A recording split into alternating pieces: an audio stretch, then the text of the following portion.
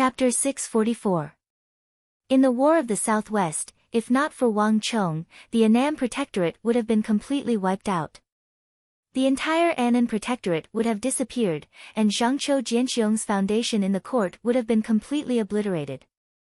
Not only that, when the Southwest was occupied by Mengshi Yusang, he had been the main person in charge of the Southwest. Even though he had already entered the court and become the Minister of War, no longer managing the Annan Protectorate, this enormous responsibility still meant that he would be removed from office and demoted. It was even possible that he would be implicated and sent to prison. The occupation of the entire Southwest was not something some minor official could handle. It was not an exaggeration to say that Wang Chong had given him and the Annam Protectorate a new lease of life. Young Master, Zhangqiu has already prepared a banquet in the residence. Could young master accompany us so that Zhangqiu can welcome young master? Zhangqiu Jianxiong spoke extremely humbly and courteously. If they hadn't seen it with their own eyes, they wouldn't have believed that a dignified minister of war, a first-rank official of the court, would be so humble and respectful to a teenager. But now that they understood Wang Chong's monstrous achievements in the Southwest, they didn't think it was too much. Okay.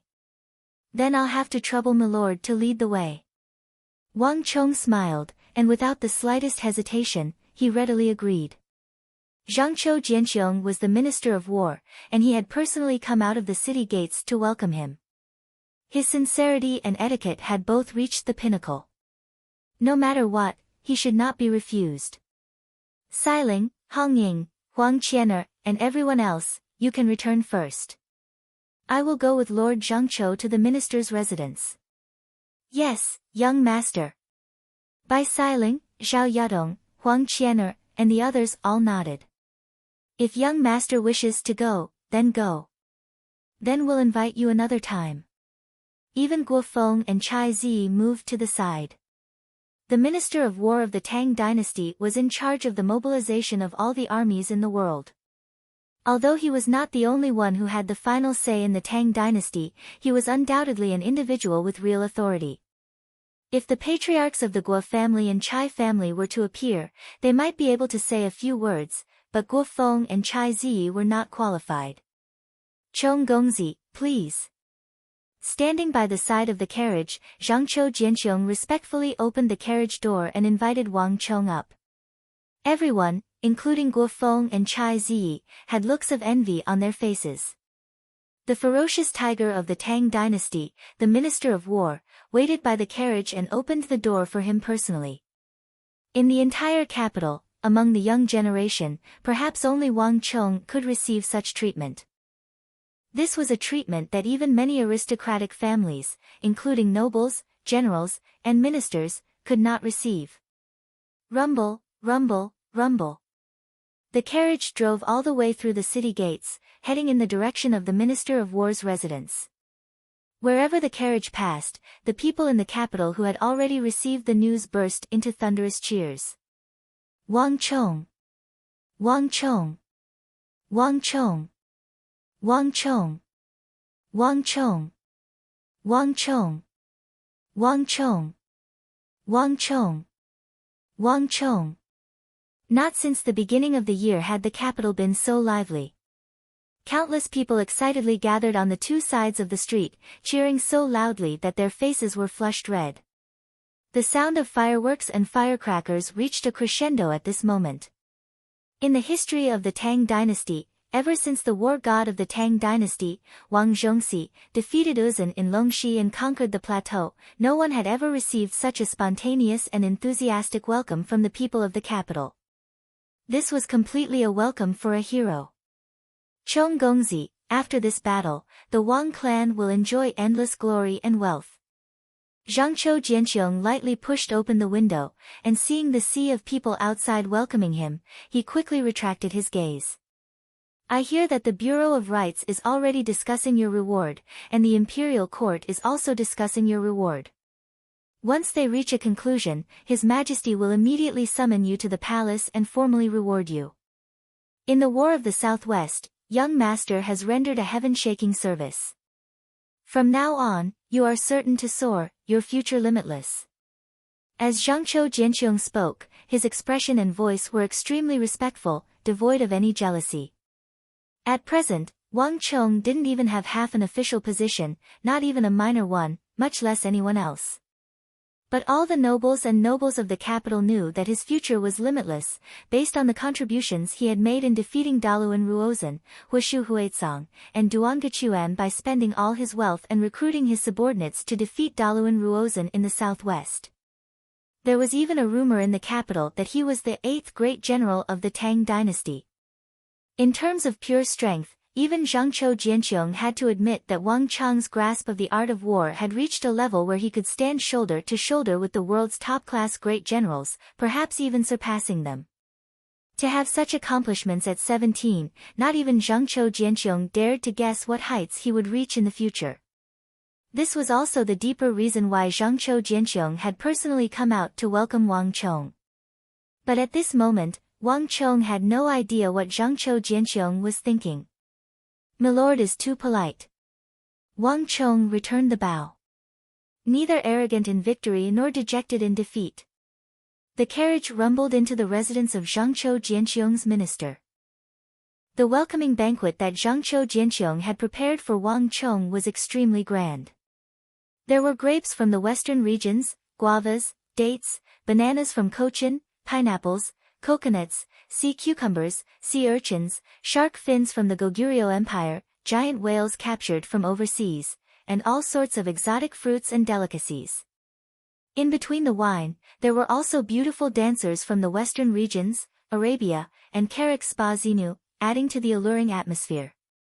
This welcoming banquet lasted from day to night, with Zhangqiu Jianqiong constantly offering toasts, intending to get Wang Chong drunk and stay the night at the Minister of War's residence.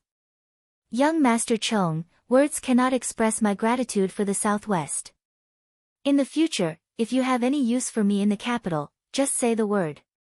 Even if I have to go through fire and water, I will not hesitate."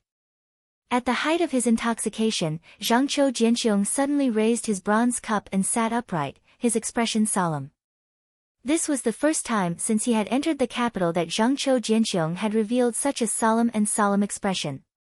"Ha, many thanks, milord." Cheers. Wang Chong stared in a daze at Zhangqiu Jianqiong, and then he suddenly understood. He raised his cup and clinked it against Zhangqiu Jianqiong's cup. "Congratulations to user for obtaining Great General's appreciation. You have been awarded 50 points of destiny energy. User's potential has been increased by 1. A voice suddenly resounded in his mind. A hint of surprise flashed through Wang Chang's eyes at the Stone of Destiny's voice. This was the first time he had heard of a reward called Great General's appreciation.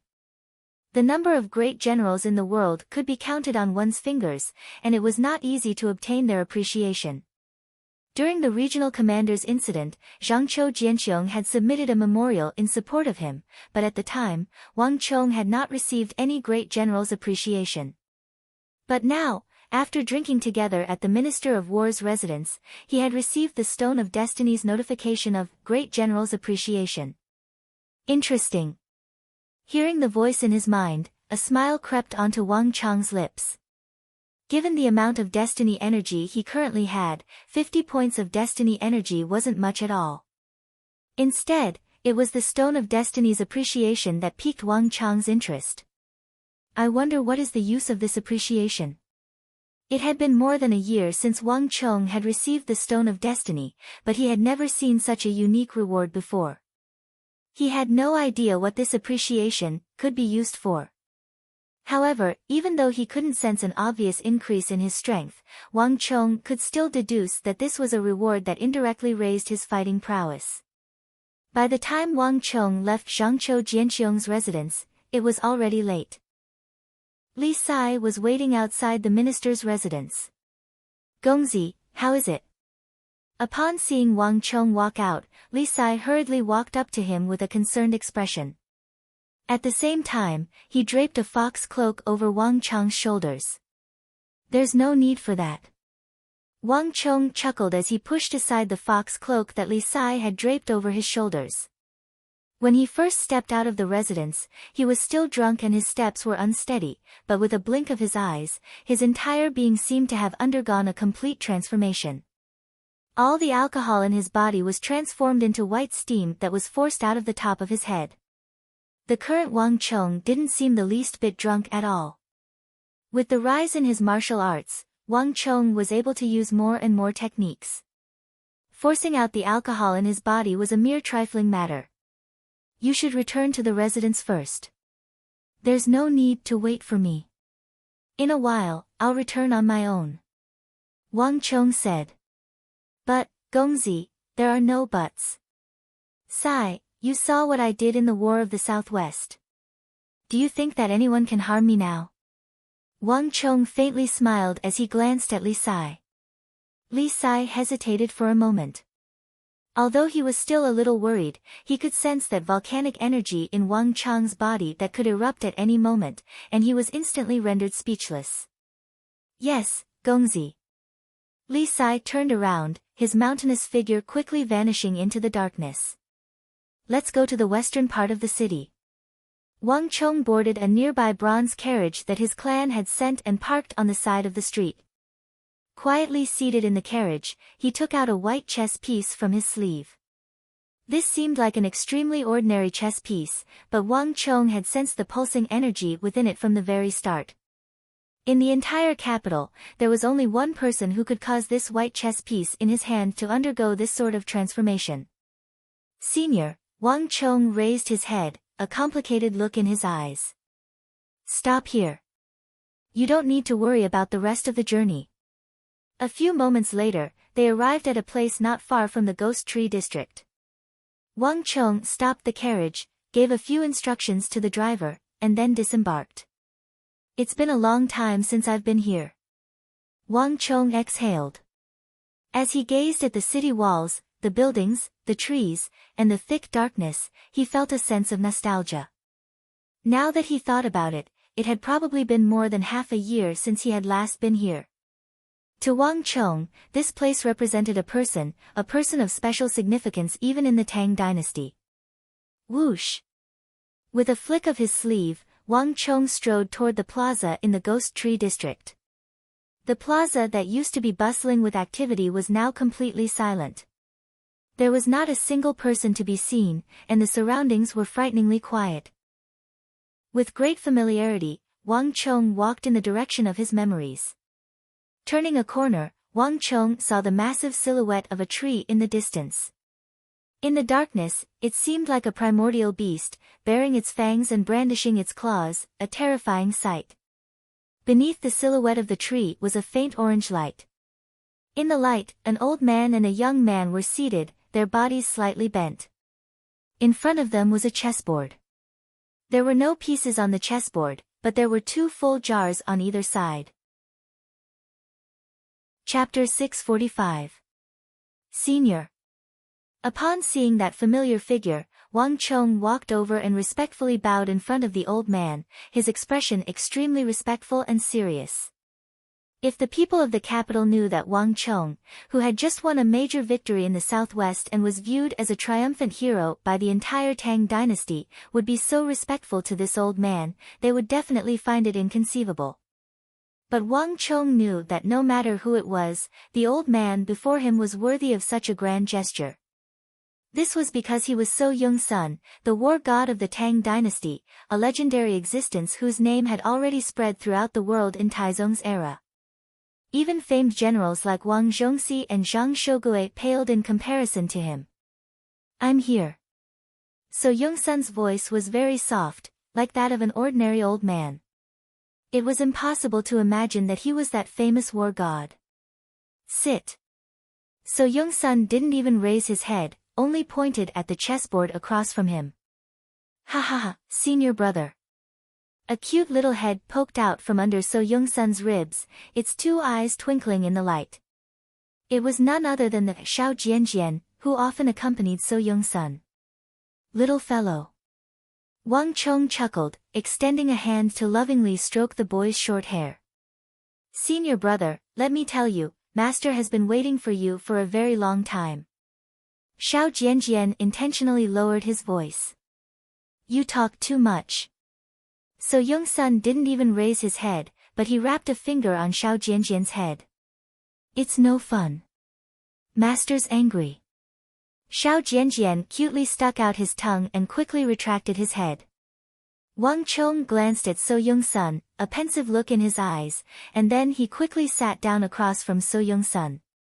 Accompany me for the next round. So Young-sun finally raised his head and pointed at the chess jar opposite him. The orange-red light shone on his face, changing constantly. Yes, senior. Chuckling, Wang Chong picked up the chess jar and held it in his hand. However, when Wang Chong saw the chess pieces inside, he was slightly stunned. In the past, when Wang Chong and So Young-sun played chess, So Young-sun played the white pieces, Wang Chong played the black pieces, and the white pieces went first. But this time, So Young-sun gave him only white chess pieces. In the past, you were only a little clever, so I let you take the black pieces. But now, you are worthy of these white pieces. So Young-sun's voice came from the air. In an instant, Wang Chong seemed to understand something. The night was slightly cold, but Wang Chong felt warm in his chest, and he was slightly touched. So Young-sun didn't say anything, but there was no doubt that he had expressed his approval of him in this way. This was something that he had never felt before. Let's play chess. Before Wang Chong could say anything, So Young-sun had already picked up the chess piece in his hand. Yes. Wang Chong smiled calmly and placed a white chess piece first. The game went on from midnight until dawn. In the end, even the lantern next to So Young-sun was about to be extinguished. Okay, I lost. At the last moment, So Young-sun gave up and admitted defeat. Undoubtedly, he lost. But even so, So Young-sun wasn't the slightest bit upset. Instead, he seemed unusually happy, as if he was the one who won. Scholars don't love wealth, while military officials don't mind death. This is the way for a country to prosper and never decline. Chonger, you did well in the War of the Southwest. You didn't lose face for the Tang dynasty. So Young-sun stood up and looked at Wang Chong with a gratified expression. Yes, senior. Wang Chong lowered his head, his heart filled with gratitude. So Young-sun's few words were the greatest affirmation he could give. So Young-sun never lightly participated in the politics of the court, much less the border. In the entire empire, very few people could receive this kind of affirmation from him. For the sake of these few words of affirmation, countless people were willing to fight until their heads bled, and they paid an enormous price. Do you still have the white piece I gave you last time? So Young-sun suddenly asked. Yes. Wang Chong hurriedly took the white piece from his bosom. Give it to me. So Young-sun took the white piece from Wang Chong's hand, lightly flicked it, and then returned it to Wang Chong. The blood energy in your body is too fierce. I can't do anything about this problem of your bloodline. I can only temporarily suppress it for you and protect your dantian. Everything else will depend on your own luck. As Wang Chong was examining the white piece in his hand, he suddenly heard a voice at his ear. Before Wang Chong could react, bang! Wang Chong's right shoulder went numb as a palm lightly patted him. A moment later, the palm was withdrawn. But in the blink of an eye, a majestic and unbelievably powerful sword chi surged into Wang Chong's body like a flood. It was different from the sword chi that Wang Chong had felt before. Although this sword chi was extremely powerful and sharp, it contained a strong vitality. As soon as this sword chi rushed into Wang Chong's body, it immediately divided into thousands of pieces and dispersed into Wang Chong's meridians and dantian. Jian, it's daybreak. Let's go. A voice sounded at his ear. Wang Chong raised his head and saw a figure with fluttering sleeves and a 7 or 8-year-old child walking into the distance. Senior, when can we meet again? Wang Chong's heart skipped a beat and he couldn't help but ask. When the time comes, there will be a chance to meet again. So Young-sun's voice floated in the wind. The old man and the child quickly disappeared into the night. Wang Chong looked at the two figures in the distance. An inexplicable feeling welled up in his heart. He knew that after this trip, the two would once again enter that deep mansion and be isolated from the outside world. He didn't know how long he would have to wait to see them again. After calming his mind, Wang Chong quickly returned to his residence. After paying his respects to his mother, Wang Chong quickly went to bed. He had barely closed his eyes during the War of the Southwest. Now that he was back in the capital, he could finally rest. While Wang Chong was resting at home, the imperial palace was in turmoil. The Holy Emperor's decree had already been issued.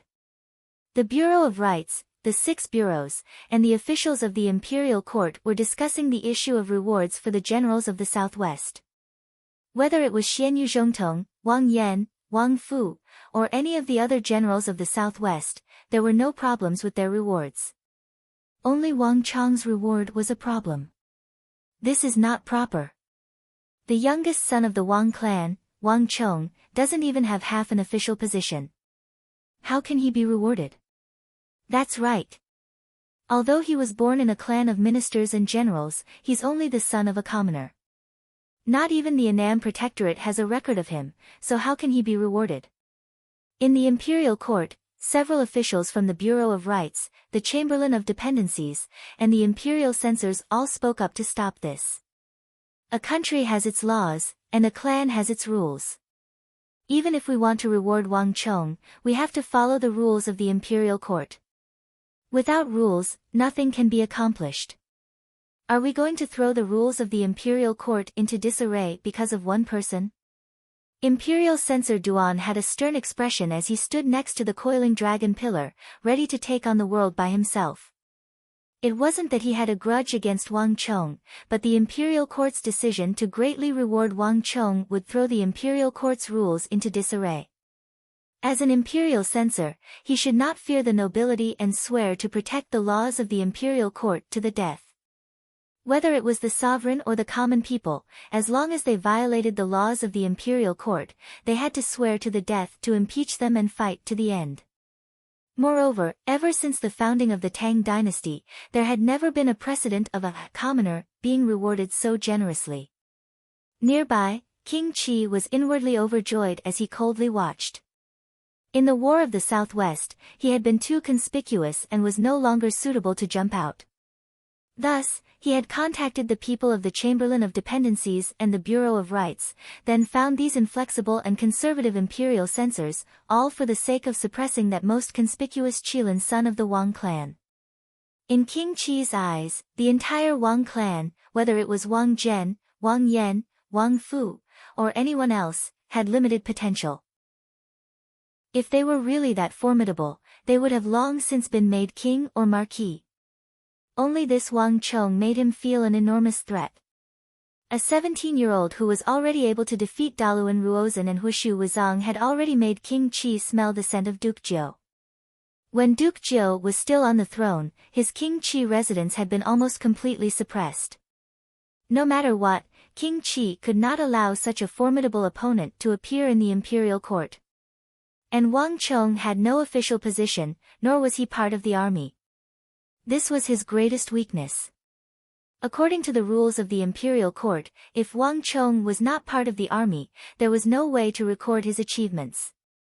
No matter how great Wang Chong's achievements in the southwest were, they would have nothing to do with him. Then according to imperial censor Duan's meaning, given that Wang Chong has made such a great contribution, should we also charge him with privately raising an army, forging weapons, and interfering with the command of battle? A strange voice came from the side. Before anyone else could speak, another imperial censor across from imperial censor Duan spoke, his voice brimming with sarcasm. Imperial censor Yang. Duan Xian instantly paled at the sight of this imperial censor. This sarcastic imperial censor had graying temples. It was his former superior, Yang Wei. It would have been fine if someone else had rebuked him, but it just had to be Yang Wei, a fellow imperial censor, and his immediate superior. Duan Xian's face immediately turned red, but he quickly regained his composure. Why not? Duan Xian stiffened his neck. The imperial court had its laws. If one violated the laws, so what if one was his superior? So what you mean is that we should imprison Wang Chong and imprison him. Then you will lead the army to the battlefield and lead the Tang dynasty to defeat Daluan Ruozhen, Huishu Wuzong, Duan Gechuan, and those ambitious foreign lords in the surroundings, and then protect the common people of the Tang dynasty? All of a sudden, a voice came from behind him. Before Duan Qian could react, a skinny hand suddenly reached out and pinched his ear fiercely. Then, it started twisting violently. Chapter 646. Third Uncle, Third Great Uncle. Seeing the person behind him, Duan Qian's eyes widened and his entire face paled. Imperial Censor Duan. Duan Zhongcheng. Seeing the old imperial censor with grizzled temples walk in, the people on both sides turned solemn and bowed. This old man with grizzled temples and a thin but extremely spirited figure was none other than the old imperial censor, Duan Chao. However, Duan Qian had a completely different feeling. The old imperial censor Duan Chao was not only a renowned figure of virtue and prestige in the Tang dynasty, but also the head of the Duan clan. Moreover, he was an upright and outspoken man who did not fear the powerful. This had been the case since the previous dynasty. From the previous emperor to the dukes and nobles, even the low-level officials, they had all been impeached by him. Even the grandfather of the main character this time, Wang Chong, the esteemed Duke Jiao of the Tang dynasty, had been impeached by him. The status of the imperial censors of the Tang dynasty was inextricably linked to Duan Chao. It was also because of him that the Duan clan of the capital was known as a clan of imperial censors. Duan Qian had chosen to enter politics and become an imperial censor precisely because of his admiration for his third great uncle. From a certain perspective, Duan Chao was also his teacher.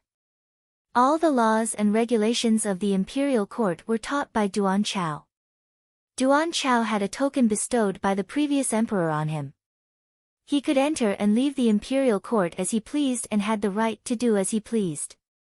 This was something that only the old deputy imperial censor could do. Little brat, I knew that you would be used by others. You've only learned a little of the way of the imperial censor and you're already showing off. I said long ago that you have little talent and little learning and are of no use. This time, young Master Wang Chong made great contributions in the southwest and His Majesty wants to reward him. I knew that you would be used by others, and just as I expected. Duan Chao's rage was unquenchable. His fingers squeezed so hard that Duan Qian's ears were almost like fried dough twists, causing Duan Qian to grimace in pain. But what Duan Qian could not endure the most was that he was being watched by so many people. He had lost all face and was so embarrassed that even his neck turned red. However, Duan Qian couldn't fight back. The elders were respected, and the etiquette of the Tang dynasty was there. No matter how dissatisfied he was, Duan Qian couldn't fight back. Otherwise, a person who disrespected his elders would not be able to stay in the imperial court. Old censor, let go, let go. If you continue twisting, imperial censor Duan's ears will fall off. Let him do whatever he wants. We can't teach him a lesson, but the old censor can. The imperial court was in chaos. There were those who wanted the old censor to let go, and there were also those who watched coldly from the sidelines. The imperial court had its own laws. Duan Chao refused to let Wang Chong go. Although they couldn't do anything to Duan Qian, Duan Chao was different. Duan Chao was already old and highly respected. No one could say anything about him disciplining his descendants. Duan Chao, what are you doing? This is the imperial court. Do you really think this is the Duan clan's ancestral hall? Why are you making a fuss here? Where is your sense of propriety? To the side, King Qi's face was ashen. Seeing Duan Qian being completely dominated, he could no longer hold back. That's right. Hearing King Qi's words, Duan Qian seemed to recall something. He struggled out of Duan Chao's grasp, his face red. Third great uncle, the imperial court has its own laws. As imperial censors, it is our duty to uphold those laws. The law is merciless. If the Son of Heaven breaks the law, he will be punished the same way as the commoners. From the emperor to the ministers, if anyone violates the laws of the imperial court, we should point them out and correct them. Isn't this what you have always taught us? As he said these words, Duan Xian stared straight at his third great-uncle, his gaze firm and unyielding. The imperial censors had their own principles. Even his third great-uncle would not back down. Pa! Before Duan Xian could finish his words, the old censor had already slapped Duan Xian across the face. Old censor! Old censor! The crowd gasped in shock, and even the officials who supported the sage emperor's decision to reward Wang Chong were shocked. Wang Chong's big uncle, Wang Zhen, who had been standing to the side, was also visibly moved. No one had expected the old censor to take such a drastic action. Third great-uncle. Duan Xian's face reddened as he clutched his cheek. His eyes were filled with incredulity. Duan Chao, you old fogey. Do you think that you can act as you please in the royal court just because you are old and have the iron voucher bestowed by the previous emperor? Men, hurry up and drag him out. King Qi flew into a rage. It hadn't been easy for him to convince Duan Xian to speak up for him. No matter what, he couldn't allow Duan Chao to ruin his plans. Your Highness King Qi, is it wrong for me to teach my own heir a lesson since the Duan clan's heir is disobedient? As an elder, I have the responsibility to guide him. Not even the Holy Emperor would say anything about this. Does your Highness King Qi have any objections? Even when facing King Qi, a member of the royal family, Duan Chao showed no fear. He was someone who had even impeached the previous emperor of the Tang dynasty, so why would he care about a mere King Qi? You! King Qi was furious, but there was nothing he could do. Do you know why I hit you? Duan Chao ignored King Qi and turned to look at Duan Xian, who was still in shock. Back then, I said that you only know 30% of the way of censors and know nothing at all. Back then, you didn't believe me and didn't listen to my advice, insisting on entering the royal court. Now, let me ask you, why do I impeach all the officials in the royal court, including His Majesty? Because we have to protect the laws of the royal court. Duan Xian covered his face, but he still answered quickly. I can only give you 3 points for this answer. Nobles, and ministers held great power. Their every move was watched by countless people in the world. Any random decision could cause countless people in the world to have no food to eat and no place to stay. Because of this, we have to keep a close eye on them at all times. If they go out of line, we have to impeach them. Even if His Majesty, the Son of Heaven, goes out of line, we have to remonstrate and help His Majesty become a wise Son of Heaven. Upholding the laws of the royal court is only secondary. The true duty of censors is to uphold justice and do things that benefit the country. If you don't understand this, you will never know the way of censors. That youngest son of the Wang clan doesn't have a single title. According to the rules of the royal court, he can't be promoted. When I was still at home, I heard that the royal court was discussing this matter. I knew that this matter would become the weakness of that youngest son of the Wang clan in court. And you have a pedantic personality, so you will definitely be used. The way of censors is to uphold justice. Impeaching that youngest son of the Wang clan has nothing to do with the country. On the contrary, recommending that child is beneficial to the royal court, to the country, and to the Tang dynasty. Why should he be restricted by the laws? At the end of the Sui dynasty, heroes rose up. Why was the ancestor of the Tang dynasty able to stand out from the masses and establish the achievements he has today? What holy emperor His Majesty was able to conquer the south and expel the foreign invaders? Wasn't it because he appointed people based on merit and talent? The words of the old deputy imperial censor were so deafening that everyone in the hall was stunned. Even Duan Xian, who had previously been unconvinced, had his mouth wide open, unable to speak. The duty of censors was to uphold the laws of the royal court. This was a concept deeply ingrained in his mind. But Duan Chao's words had completely overturned Duan Qian's belief in the principles of censors. At this moment, the old censor's eyes were cold, and he no longer paid any attention to his shocked air. I don't care what all of you think of that child. I, Duan Chao, say that the royal court will reward those who have rendered great service. That child has rendered such great service that no one can think of scheming against him. I recommend that child of the Wang clan with all my might. Even if no one supports that child, even if all of you oppose him, I will definitely support him. The old censor's last words were powerful and resounding, his hair standing on end. Ordinary court struggles and factional struggles were one thing, but that child had spent all of his family's wealth and made such a great contribution.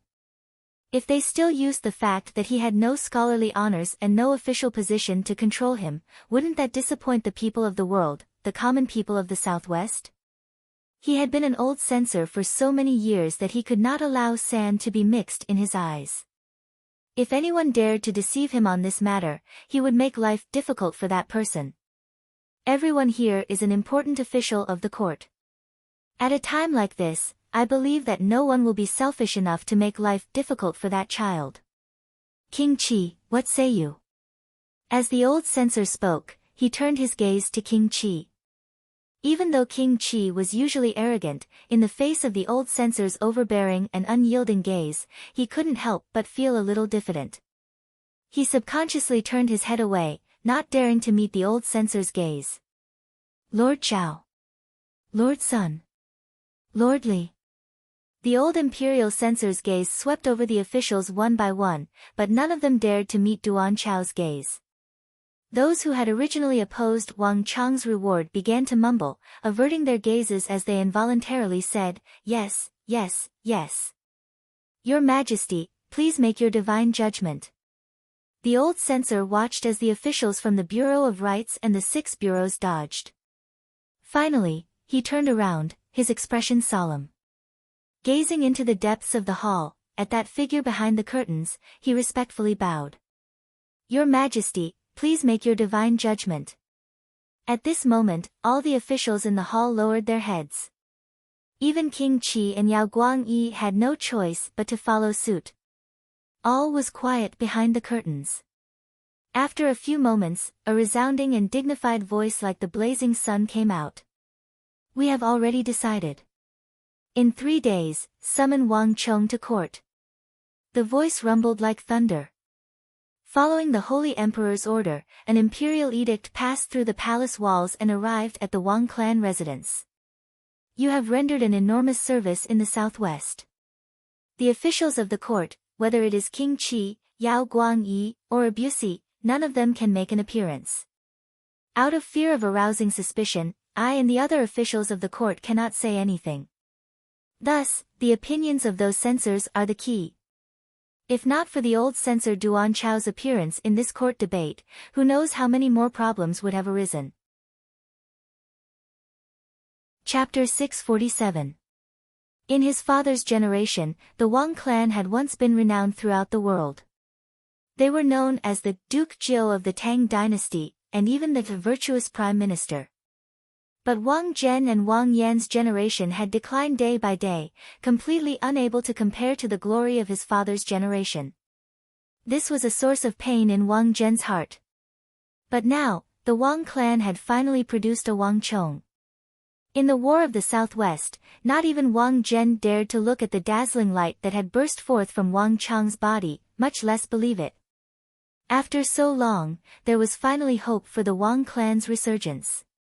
Imperial censor Duan, Wang Chong had not expected so many things to happen in the imperial court while he had been asleep. Wang Chong had some impression of that old imperial censor Duan Chao. He was the clan head of the capital's Duan clan. The Duan clan was known as a clan of imperial censors and had an extremely high reputation. But in Wang Chang's memory, Duan Chao had retired very early in his last life and paid no attention to worldly affairs. He had not expected that in this life, he would charge into the imperial court and argue with King Qi and the other officials for his sake. When the time is right, your nephew will personally pay him a visit to thank him. Wang Chong said. There's no need. To his surprise, Wang Zhen shook his head, immediately rejecting Wang Chong's proposal. After taking a sip of tea, he calmly placed the tray back on the table and said, the old imperial censor is a true loyal subject. It is precisely because of this that the Duan clan is known as a clan of imperial censors and was bestowed with an iron certificate and a golden edict by the previous emperor. Moreover, the old imperial censor's way of doing things is based on facts and not on people. The reason why he's helping you isn't because he's particularly fond of you, but because it's beneficial to the country. Thus, he could rebuke and educate his descendant in front of all the officials and strongly recommend and support you. If you go and thank him now, the old imperial censor will probably retract his decision and go before the Holy Emperor to impeach you. And even if you want to see him now, you won't be able to. The old imperial censor has already closed his doors to guests. Unless he wants to come out, no one will be able to. Wang Zhen smiled as he stroked his beard. Wang Chong was startled, and his heart was filled with deep respect. The old imperial censor was a true honest official. Any kind of thanks would seem unnecessary. The friendship of a lowly person is as sweet as wine, and the friendship of a gentleman is as plain as water. Since the old censor is unwilling to see a guest, I will write a letter to express my gratitude. Wang Chong said. That works too. Wang Zhen pondered for a moment, but this time, he did not reject it. The old censor argued on the grounds of reason in court. Wang Chong thanked him by writing a letter. This could be considered as an exchange of books and gifts, forming a friendship that forgets the difference in age. Oh, that's right. 3 days later, His Majesty will summon you to the palace to reward you. When it comes to the etiquette of the audience, you must not be negligent. Otherwise, even if you accept the reward, you will be criticized by the officials afterwards and be accused of disrespect. In the future, it will be extremely detrimental to your career. Wang Zhen sternly said. Wang Chong's reward this time was no small matter. This was a reward personally bestowed by the Holy Emperor, and it was completely different from ordinary rewards. This represented the favor of the imperial clan and was an enormous honor. I've already arranged for someone for you. When the time comes, he will tell you all the necessary etiquette. You can't get careless. There's no need. The King of Song has already made arrangements for me. Wang Chong faintly smiled. In this aspect, the King of Song truly did have foresight. Although he was not in the capital, he had already made arrangements, so there was no need for Wang Chong to worry about it. Oh. That's even better. A hint of surprise flashed through Wang Zhen's eyes, and then he smiled and nodded. When it came to the etiquette of the audience, he had not discussed it with the King of Song beforehand. Since the King of Song had made arrangements, nothing could be better. Wang Zhen quickly left the Wang clan residence. Soon after, Wang Chong sent someone to fetch the old official from the Chamberlain of Dependencies that the King of Song had spoken of. In the next few days, Wang Chong remained in the residence and focused on learning the etiquette of the audience and rewards. Although Wang Chong had been back for several days, the celebratory mood in the capital had not lessened in the slightest. On the contrary, it was growing more and more fervent. On the streets, in the restaurants and tea houses, everyone was talking about this young hero of the Tang dynasty. And the disputes in the court, as well as the grudges between the Wang clan, the Yao clan, and King Qi, were also being discussed. Bits and pieces of Wang Chong's past, including how he had once abducted a commoner girl, were all dug up. His past profligacy was also treated as Wang Chong's deliberate concealment of his abilities. And Wang Chong's battles in the southwest against Daluan Ruozhen, Huishu Wuzong, and Meng Shi Zhao's generals were also vividly described, becoming the talk of the storytellers on the streets. In the mouths of these storytellers, Wang Chong had become a legend who could single-handedly fend off 1,000, who could turn stone into gold, who possessed the means of an immortal. But in the end, all these legends converged on one point: Wang Chong's rewards. Even the foreign envoys and merchants in the capital had gathered, wanting to know what the Holy Emperor had bestowed upon Wang Chong. In my opinion, that young Master Wang should at least be made a general for his great service. Hey, what's a general? In my opinion, he should be made a noble. Only a noble title can be passed down. But it's been a long time since the imperial court has conferred a noble title, and a general title is hard to come by. The Bureau of Rights has even rejected the conferment of a viscount, let alone anything else. Haha, it's precisely because it's so few that it should be conferred. Young Master Wang's great service isn't something an ordinary person can accomplish.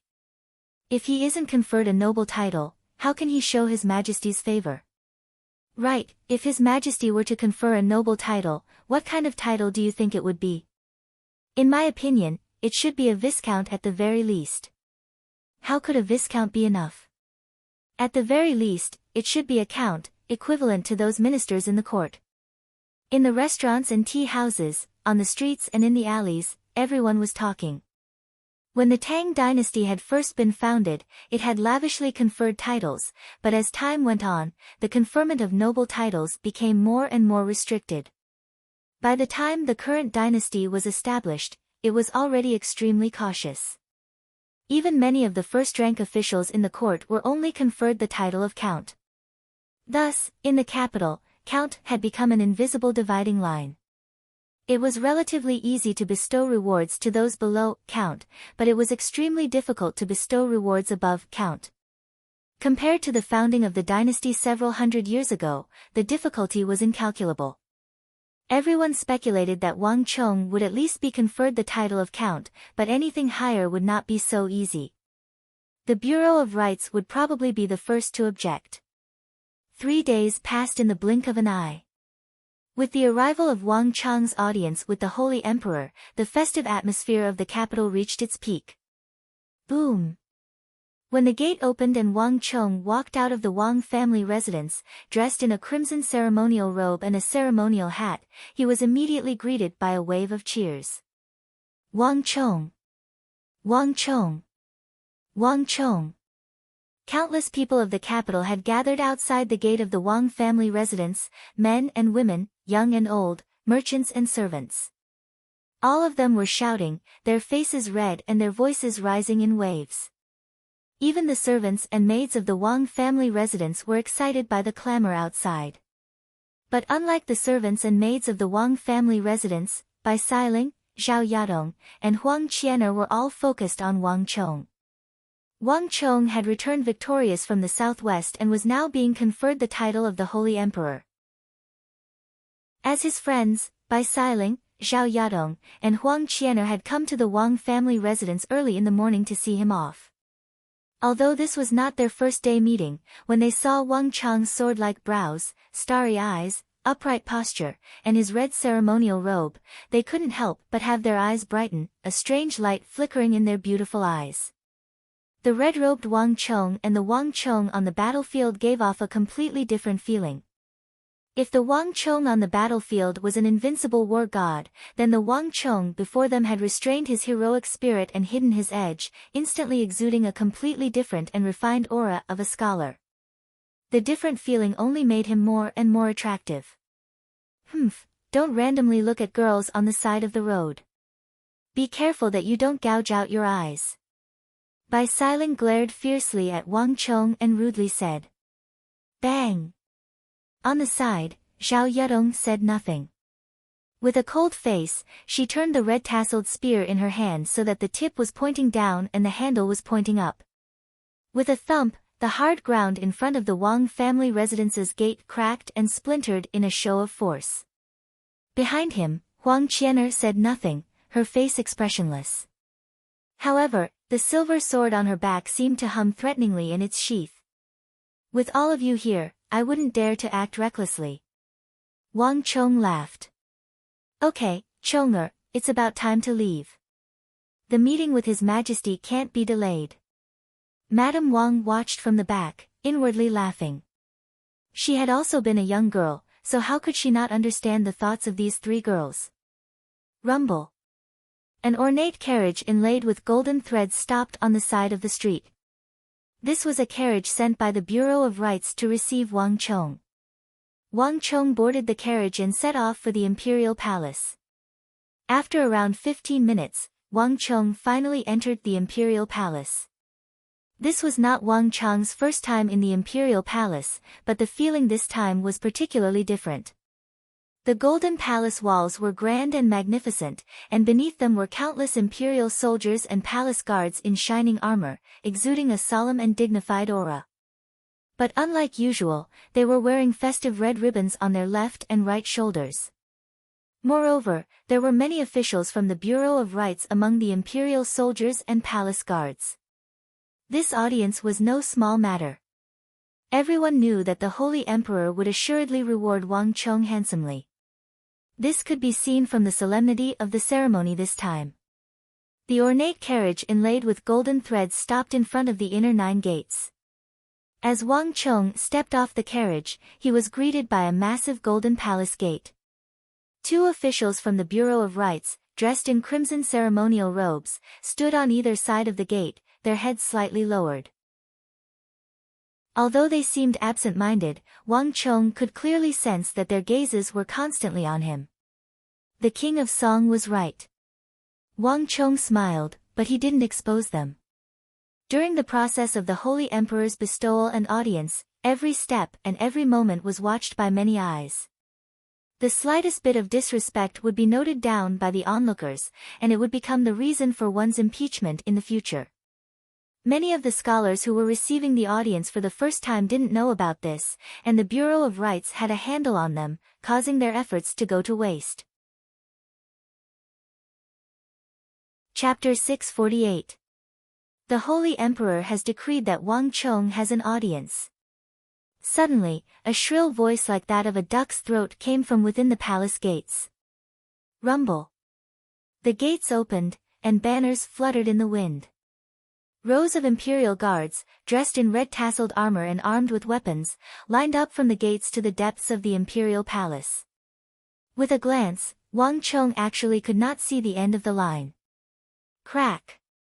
A whip cracked, and a white-haired eunuch dressed in embroidered robes, standing far away on the white jade steps, let out a shrill voice. Summon Wang Chong for an audience. His voice echoed from the gates to the depths of the imperial palace, lingering for a long time. Wang Chong straightened his crimson ceremonial robe and hat, then strode forward, passing between the 2 rows of imperial guards. His steps were very slow, each step neither too wide nor too narrow. His expression was neither hurried nor impatient. His back was straight, and he leisurely walked forward step by step. Whether it was expression, bearing, or behavior, the current Wang Chong was impeccable. This kid clearly has someone guiding him. In a place where Wang Chong could not see, several officials of the Chamberlain of Dependencies, dressed in crimson ceremonial robes, stood on the high palace walls, the corners of their eyes twitching. From the moment Wang Chong left the palace, they had people watching him. In private, there were even painting experts depicting his every movement, expression, and behavior. Unfortunately, regardless of whether or not there were people around, Wang Chong's behavior was impeccable, and no fault could be found. If there was no one guiding him, then it would truly be strange. Don't worry. At the final stage, he will definitely run into problems. Everything has already been arranged, another official of the Chamberlain of Dependencies said with a cold smile. An official from the Chamberlain of Dependencies sneered. As he spoke, he turned his head and gazed at the distant end of Taiji Palace. The imperial palace was solemn and dignified. Wang Chong walked along the passageway formed by the 2 rows of imperial guards. After a full hour, Wang Chong finally reached the coiling dragon pool at the end of the passageway. Turning his head, what appeared before Wang Chong was a long stairway made of white jade, several thousand steps long. On both sides of the stairway were golden guards of insignia in golden armor, each of them exuding an incredibly powerful aura. Their hands were pressed against the golden sabers at their waists, their gazes focused forward as if they would draw their sabers at any moment and cleave the person before them in 2. The chamberlains of imperial insignia were the cream of the crop in the royal palace, and their spirit and aura were incomparably strong. If one didn't possess a strong will, it would be easy for one to be intimidated by the sight before them. Wang Chong had experienced mountains of corpses and seas of blood in the southwest and had been tempered by cruel wars. Not only did these golden guards have no effect on him, they were even affected by his indistinct aura, causing them to lose their grip on the golden sabers in their hands. Wang Chong had experienced the mountains of corpses and seas of blood of the southwest and had been tempered through cruel wars. These golden guards of insignia not only had no effect on him, they were actually affected by his indistinct aura, causing them to almost lose their grip on their golden sabers.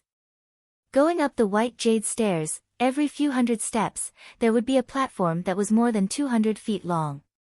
As they went up, the platform was filled with civil and military officials who were here to observe the ceremony. Their ranks were arranged from the lowest to the highest. All of them had solemn expressions on their faces. This is the Qilin son of the Wang clan. On the grandstand, the officials dressed in red robes looked over one after another. Many people had heard of Wang Chong's name during the regional commander's incident, but this was the first time they had seen him in person. No matter what, to be able to defeat Daluan Ruozhen and Hushu Huizong, he truly is a dragon among men. Just based on this admirable spirit and bearing, he's not someone the scions of the capital can compare to. Countless gazes were focused on Wang Chong. Whether they liked Wang Chong or not, they all had to admit that Wang Chong's demeanor was not something a normal person could compare to. He was truly a dragon among men. Chonger, big uncle is truly happy for you. In the crowd, Wang Zhen stroked his beard and smiled, a gratified expression on his face. He had set out early in the morning, not to the Wang clan, but to the imperial palace to observe the ceremony. Wang Chong had returned victorious and received an audience with the Holy Emperor in the depths of the palace. This was a great honor, and he wanted to personally witness it. Some people liked it while others hated it. High up on the imperial stairway of white jade, two eyes brimming with hostility were staring at Wang Chong as he slowly walked down the steps. So it's you. Don't get happy too early. At the highest point of the observation platform, Tongluo Great General Abusi stood like a mountain, his eyes fixed on the blazing Wang Chong on the steps. In his eyes, a biting cold snowstorm was brewing. In the Tang dynasty of the Central Plains, although Abus did not wield great authority like Geshu Han or Gao Xianji, as the leader of the Tongluo elite cavalry, Abus still carried an extraordinary weight. At the very least, in terms of martial arts, Abus was a veteran great general, not one bit inferior to Geshu Han or Gao Xianji. In the regional commander's incident, Wang Chong had written a memorial pointing the spear at the Hu of the world. As a Hu great general, Abus had been forced to kneel before all the officials in the hall in order to show his loyalty. Abus's youngest son, Abu Tong, had challenged Wang Chong and ended up being hung on the banner of Deflecting Blade Manor by Wang Chong, losing all face in the process. With these two incidents, how could Abus not hate Wang Chong? Just like Abus, he was not the only one who hated Wang Chong and viewed him as a thorn in their side.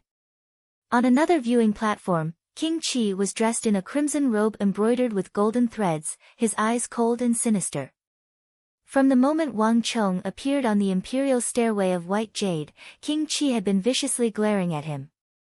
This was the first time King Qi had seen Wang Chong's true appearance, but this one time was enough to make King Qi hate Wang Chong to the bone.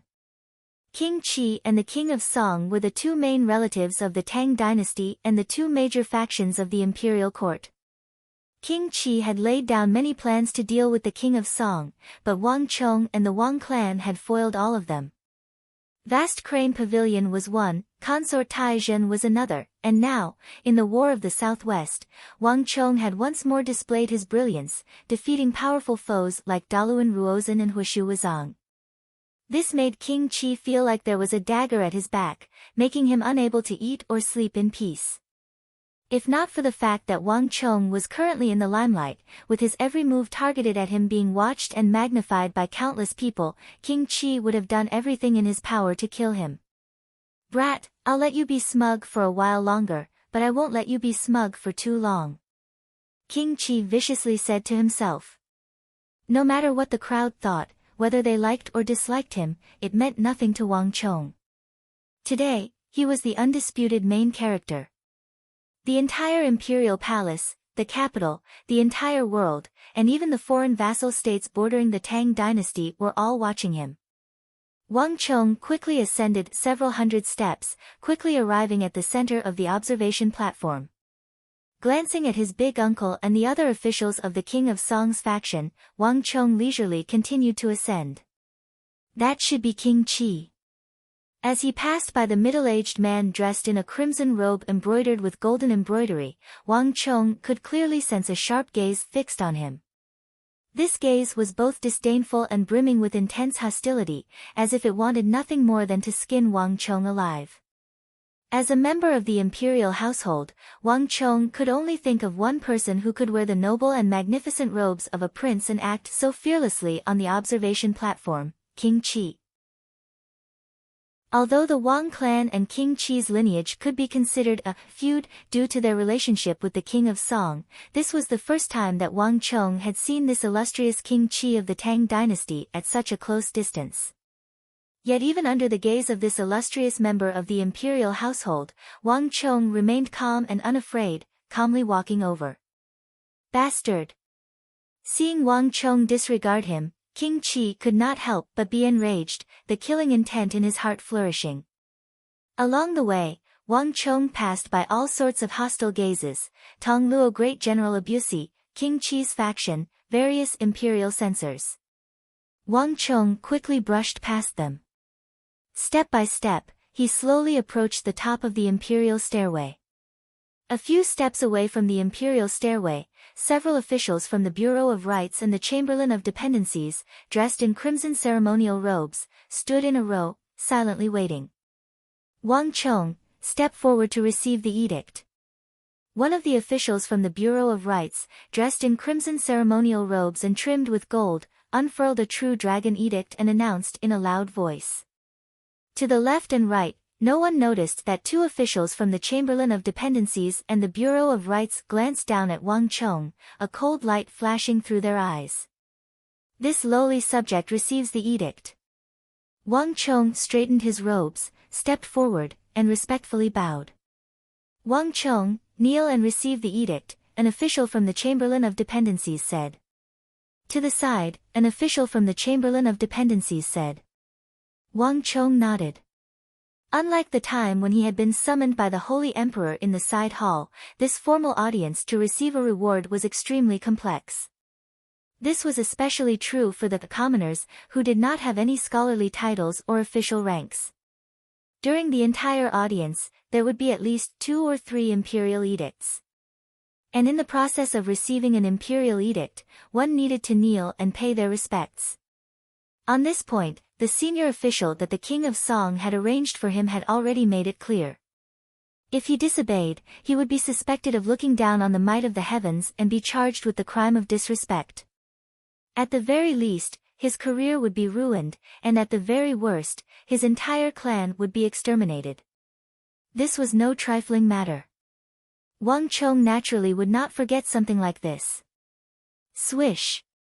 Wang Chong's crimson robes fluttered as he prepared to kneel. In an instant, several imperceptible gazes fell on Wang Chong. Even King Qi, who was watching from the back of the imperial stairway, revealed a hint of smugness and ridicule in his eyes. So what if he was the son of the 9th young master? So what if he was the hero of the Southwest? It was all because he was young and frivolous, lacking in experience. He had easily fallen into his trap with such a small scheme.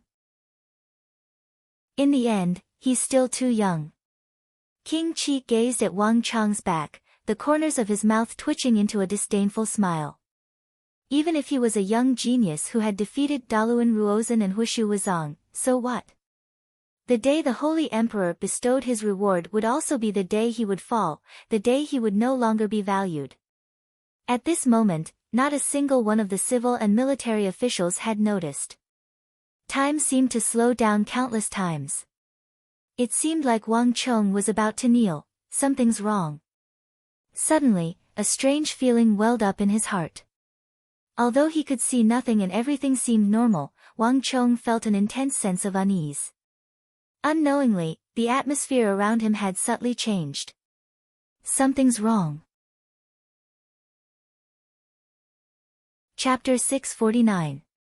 Before setting off, the king of Song had warned him to be careful, because the king of Qi would definitely think of a way to deal with him.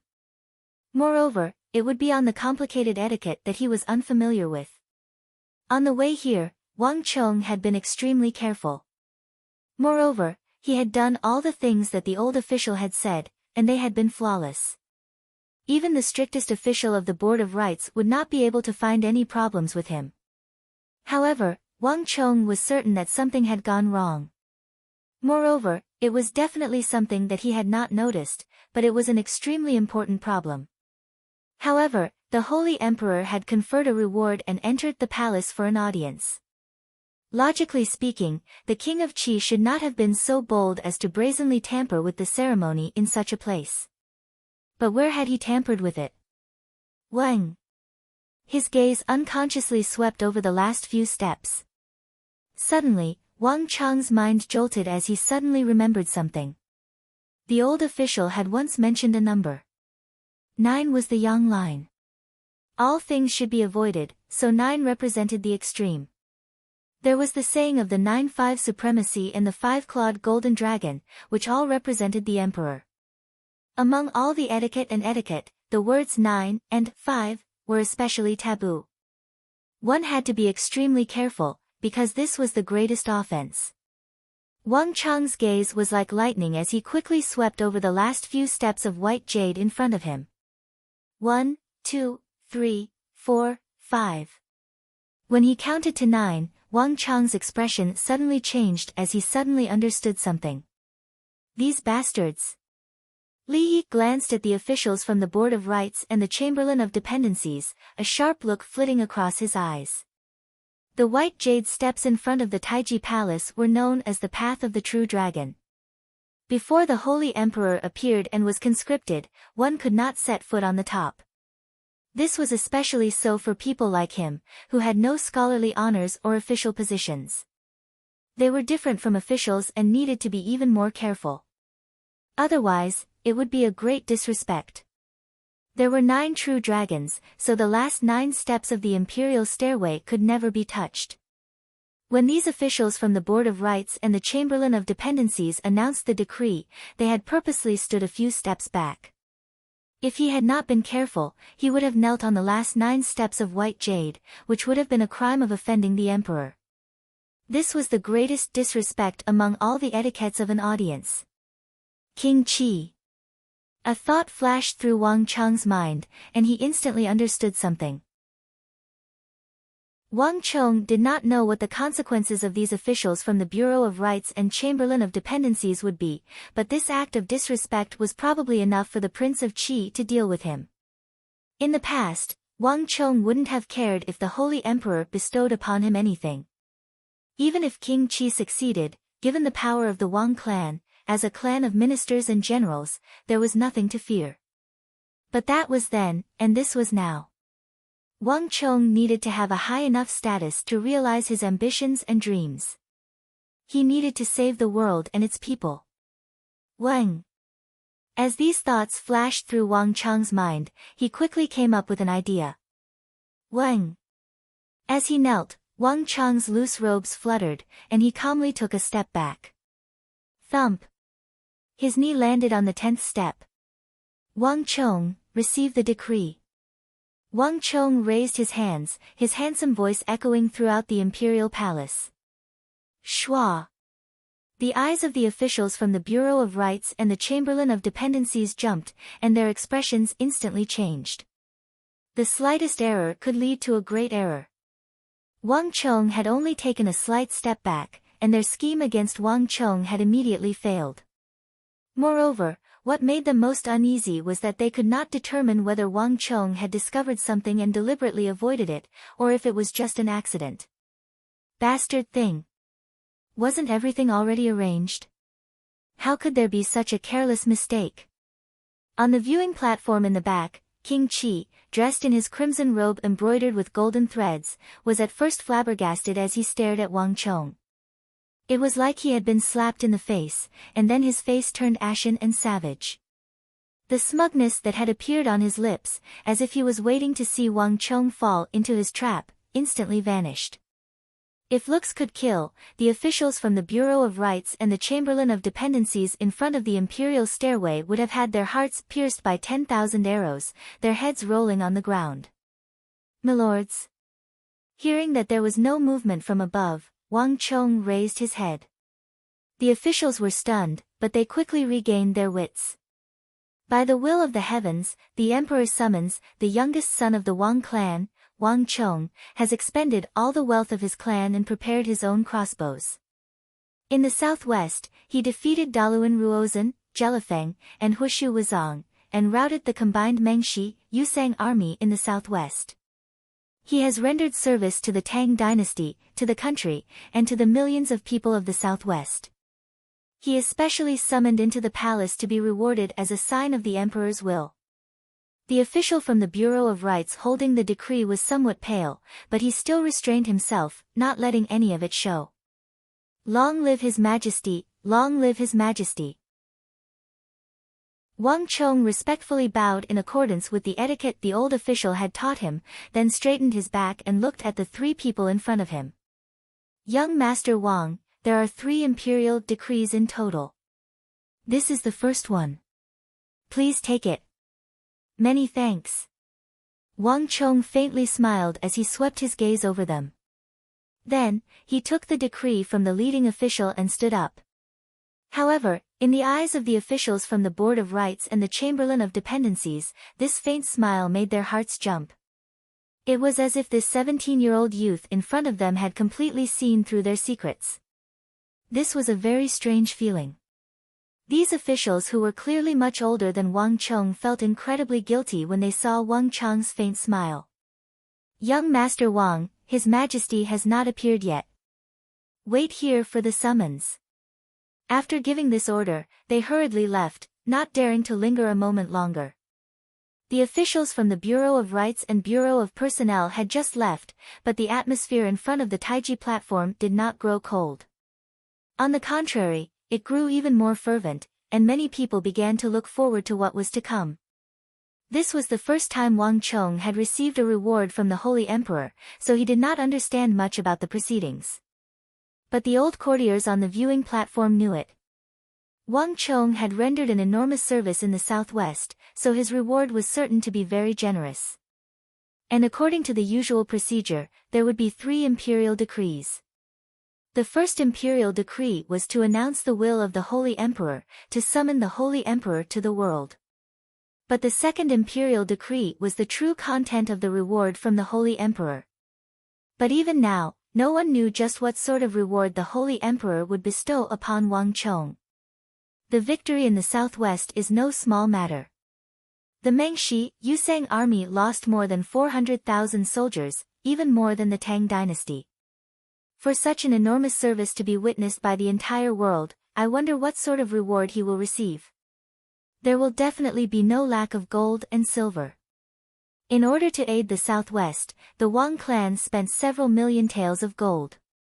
His Majesty will definitely give him a substantial compensation. I wonder what other rewards he will receive. It's been a very long time since the Tang dynasty has bestowed a title of nobility, and the Bureau of Rights has kept a tight hold on it. His Majesty will probably make an exception this time. I wonder if it will be a baron, a viscount, or perhaps, a count. But aren't there many first-rank officials in the imperial court who are only counts? Wang Chong is so young. Can he really become one? There's talk of bestowing a title of general in society, but Wang Chong has never entered the army. Although the Kungwu training camp can be considered part of the military, it doesn't have any military personnel, and it certainly isn't recorded in the books of the military. To suddenly be promoted to general is too much of a promotion. I wonder how His Majesty will get around it. In private, the crowd began to discuss the matter. No one was more interested in this matter than Wang Chong's big uncle, Wang Zhen, Chong, from now on, you're going to soar into the heavens. Wang Zhen stroked his black beard as he gazed at the back of Wang Chong at the top of the white steps, his heart bursting with excitement. He was no less curious than anyone else about the reward the emperor would bestow upon Wang Chong. But although he didn't know what it was, there was one thing that Wang Zhen was sure of. Given his great achievements in the southwest, the reward this time would not be low. Time slowly passed, and Wang Chong's hand gripped the imperial edict. He stood motionless on the white steps, silently waiting. It seemed like only a second had passed, but it also seemed like countless eons. Wang Chong still hadn't seen anything, but he suddenly heard the clattering of footsteps.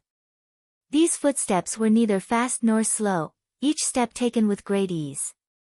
As these footsteps echoed, Wang Chong seemed to see a massive golden wave, seemingly imbued with the strength of 10,000 June, howling toward him. Rumble. In this golden wave, the entire Taiji Palace, even the white steps, seemed to tremble. What powerful strength! Wang Chong blinked as he came back to his senses. The Taiji Palace was the imperial palace, the center of the Tang dynasty. It naturally could not be shaken, and with the world's supreme expert, the Holy Emperor, presiding over it, it was even more impossible for anyone to shake it. And there was no need to mention the many officials on the white steps. There was no doubt that all this was just his imagination. But for someone of his current level of cultivation to be able to shake him like this, one could easily imagine the depth of this person's cultivation. Wang Chong raised his head, and at this moment, he saw a slightly plump figure dressed in the cloud-embroidered robe of a eunuch. His footsteps were calm and unhurried. "Young Master Wang, we meet again." The eunuch in the cloud-embroidered robe held an imperial edict in his hands. He smiled at Wang Chong like a spring breeze, like a smiling Maitreya Buddha, naturally making one feel close to him. Eunuch Gao. Wang Chong's eyes widened as he instantly recognized this eunuch. This was the eunuch who had personally come to see him during the regional commander's incident. Besides this, Wang Chong also knew that this eunuch had a name that could shake the ancients and dazzle the contemporaries. The chief eunuch of the inner court, Eunuch Gao Lisher. Unlike 5th Prince Li Heng's future #1 evil minister, Li Jingzhong, Gao Lisher had another name that could shake the ancients and dazzle the contemporaries. The #1 virtuous official in all of history. In all the dynasties of the Central Plains, there was only one person who could receive this title. Gao Lisher's surname was not Gao, but Xing Feng, whose real name was Feng Yuanyi. There were very few people who knew this name now.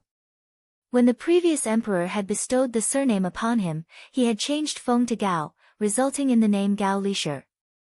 Gao Lisher had accompanied the Holy Emperor his entire life as he grew up, and he had been loyal and devoted to the Holy Emperor, never leaving or abandoning him. In his last life, when the Holy Emperor passed away, Wang Chong heard the news. This eunuch Gao at the Holy Emperor's side was so shocked by the grievous news that he vomited blood and died. Throughout the ages, throughout all the dynasties, there was only one such person. Chapter 650. Eunuch Gao, this student pays his respects. Wang Chong quickly turned his head and respectfully bowed. The scions of the capital often silently criticized these eunuchs who had lost their power, but Wang Chong was different. He knew that this eunuch before him was actually a virtuous eunuch. Whether or not he was a eunuch, he was loyal to the country, to the sovereign, and to the world. This sort of person was worthy of respect. Moreover, when he was imprisoned, Eunuch Gao had shown him kindness. The last time we met in the prison, I already knew that young master was not an ordinary person. Today, I finally saw that this was the case.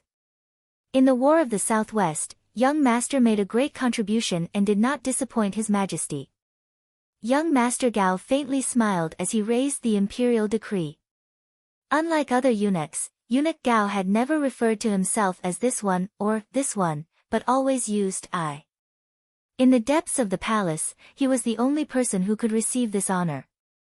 From this, one could see how much the Son of Heaven favored him. Eunuch Gao is too kind. The rise and fall of the world is the responsibility of every man. Wang Chong is only doing his duty. Wang Chong gave a slight bow. Oh. Eunuch Gao's eyes brightened as he looked in surprise at Wang Chong. The rise and fall of the world is the responsibility of every man? Interesting. Young Master's way of thinking is truly different from the average person's. Young Master has truly lived up to His Majesty's favor. In the world that Wang Chong had come from, the rise and fall of the world is the responsibility of every man, was a phrase that everyone was familiar with, but it was clear that no one in this world had ever heard of it. This was clearly the case for Eunuch Gao as well. Wang Chong, receive the decree. Eunuch Gao nodded. Without the slightest hesitation, he spread open his hands and unfurled the second imperial decree. Wang Chong receives the decree. Eunuch Gao's resounding voice resounded over the imperial stairway, reaching both inside and outside the imperial palace. In an instant, both inside and outside the imperial city, regardless of whether it was the guards, maids, or even the distant Yuzhan palace, countless people pricked up their ears, revealing expressions of attentiveness. The War of the Southwest was no small matter. It concerned the fate of the entire Tang dynasty. Many people were curious as to how Wang Chong would be rewarded, but before the imperial decree was issued, no one knew.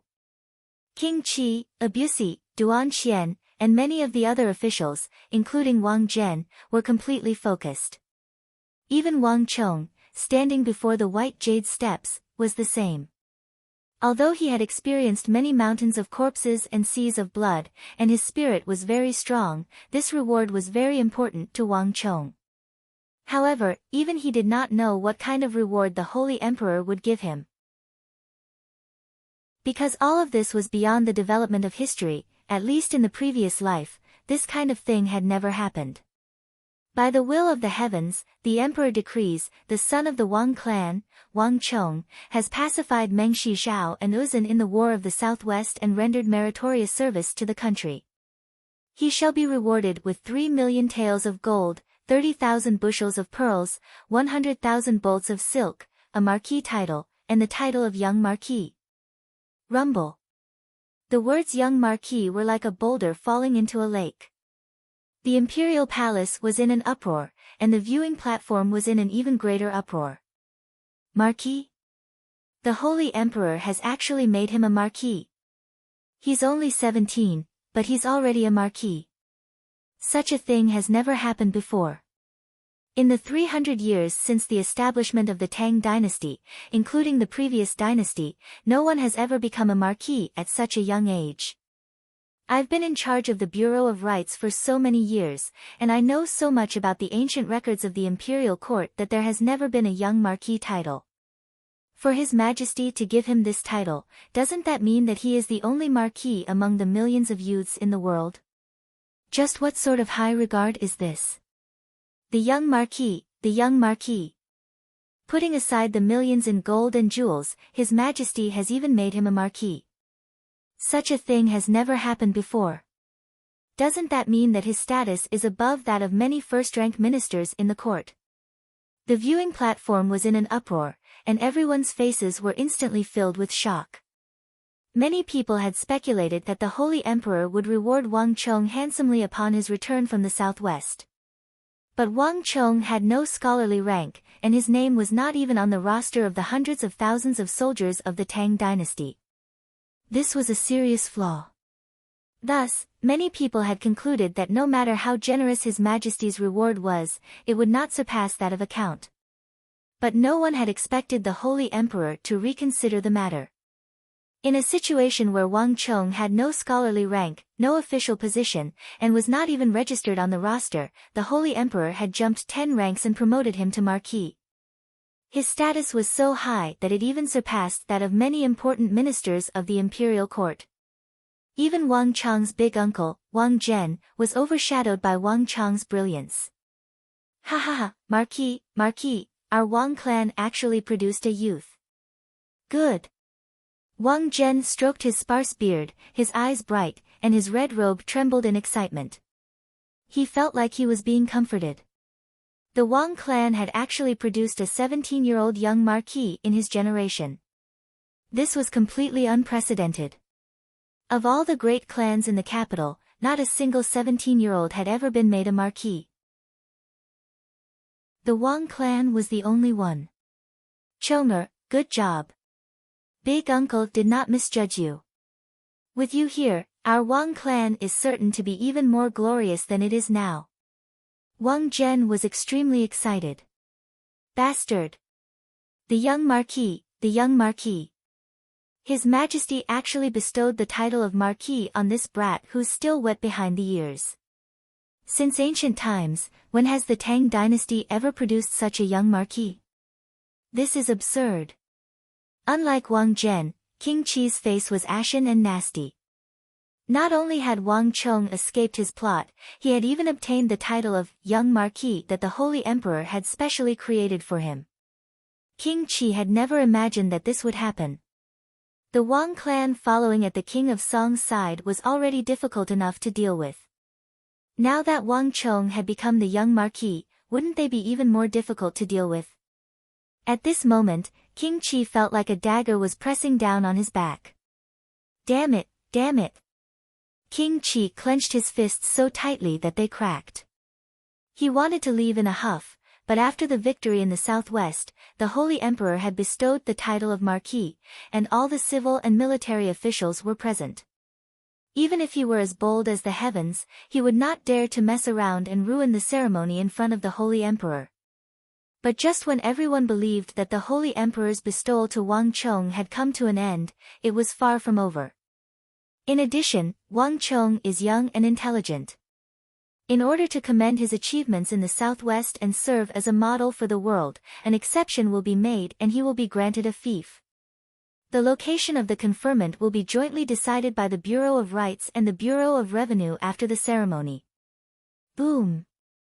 It was like a stone thrown into a lake. If the matter of Wang Chong being conferred a marquis could be said to have taken everyone by surprise and stunned them. But now, when Wang Chong announced that he could enjoy the privileges of a county, it gave everyone an unprecedented shock. A fief. His Majesty has actually given him a fief. The Tang dynasty has been established for 300-some years, and ever since Emperor Taizong, no one has been granted a fief. This is a real nobility. Just what virtue or ability does this brat have for him to receive such an honor? This is a violation of the ancestral laws. On the observation platform, an old imperial censor finally couldn't help but shout. He could accept the Holy Emperor conferring the title of Marquis on Wang Chong, but for His Majesty to give him a fief, even the smallest of fiefs, was unacceptable. Absurd. King Qi's face twitched, his expression contorting. Finally, he could no longer restrain himself. A 17-year-old brat, still wet behind the ears, with no scholarly honors and no official rank. Giving him the title of Marquis is one thing, but to give him a fief as well. This is absurd. Swish. Prince Qi could not bear to watch any longer. With a flick of his golden embroidered robe, he suddenly turned around and left, not giving the slightest bit of face in front of everyone's eyes. The ceremony was no small matter. Not even King Qi dared to lightly disrupt it. But now, King Qi could no longer endure it. He had come today to be humiliated. The conferment of Wang Chong as a marquis and a fief, each one was like a vicious slap to his face. He now felt that everyone around him was laughing at him. Even that old fellow Wang Zhen was laughing at him behind his back. Needless to say, there was no need to mention Wang Chong at the top of the imperial stairway. Given King Qi's temperament, how could he possibly endure this? Your Highness! Yao Guangyi exclaimed in shock. He had remembered his father's words today. Do your best to keep a low profile. Given the Yao clan's way of doing things, this wasn't really a big deal. There were very few things that the Yao clan could not tolerate. But he hadn't expected King Qi to leave in a huff. Wang Chong wasn't the only one present in the viewing hall, and this wasn't a matter of giving face to Wang Chong. If King Qi were to willfully leave now, it would be disastrous. Hurry and stop His Highness. Yao Guangyi wanted to stop King Qi, but it was already too late. King Qi's martial arts were far superior to his, and he had always been arrogant. If he wanted to do something, who could stop him? Your Highness King Qi, where do you think you're going? Suddenly, a chuckling voice like that of the Maitreya Buddha came from the top of the imperial stairway. It was eunuch Gao's voice. Damned eunuch! Mind your own business. King Qi's face was ashen. He didn't even turn his head, cursing as he walked. He was a member of the royal family. If he wanted to leave, who could stop him? But in the next moment, without the slightest warning, the earth quaked and the mountains swayed. In the blink of an eye, a boundless and terrifying energy that caused the world to lose its splendor suddenly erupted from the earth beneath King Qi's feet like a flash flood. King Qi himself was an extremely formidable expert, but this energy was even more powerful than him. Ah! With a loud cry, King Qi was struck by this terrifying energy and sent flying high into the air. Buzz! All was silent. Everyone on the viewing platform was as quiet as cicadas in winter. Even Wang Chong looked at eunuch Gao in shock. What a high cultivation! Wang Chong blinked his eyes in shock. He knew a little about what level of expert King Qi was. Unlike the other imperial princes, King Qi had been infatuated with martial arts ever since he was a child. Thus, his martial arts were actually much higher than the King of Songs. Even though Wang Chong had reached the imperial martial realm, he was still no match for King Qi. However, eunuch Gao was able to send King Qi flying with just a wave of his hand without the slightest trace of worldly aura. Chapter 651. In my previous life, there was a judgment. Although King Qi was a prince, he was a descendant of the Emperor of Heaven, so he didn't lack any cultivation techniques or pills. It was far easier for him to cultivate martial arts than ordinary people.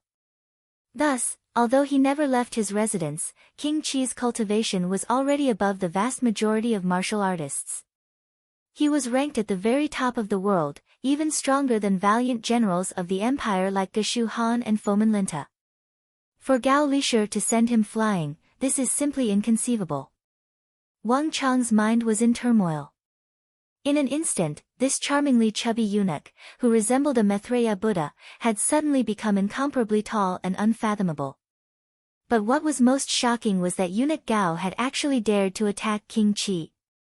This was the most shocking thing of all. Crazy, he's completely crazy. Everyone on the observation platform was dumbfounded. King Qi had always been difficult to control in the court. None of the nobles or ministers dared to casually attack him. Even a clan of ministers and generals like the Wang clan was extremely wary of King Qi. Attacking King Qi was something that no one dared to even think about. But Gao Lisher had sent him flying without even thinking about it. Feng Yuanyi, you dare! At the bottom of the imperial stairway, King Qi's furious roar echoed through the sky. He abruptly climbed up from the ground, a murderous aura surging all over his body. A pair of beast-like eyes glared viciously at Gao Lisher at the top of the white jade stairs. Damned slave! He was just a slave of the imperial clan, not even a man, yet he dared to attack him. He deserved to die 10,000 times over. King Qi's eyes flashed with a vicious light. If looks could kill, Gao Lisher would have died thousands of times over.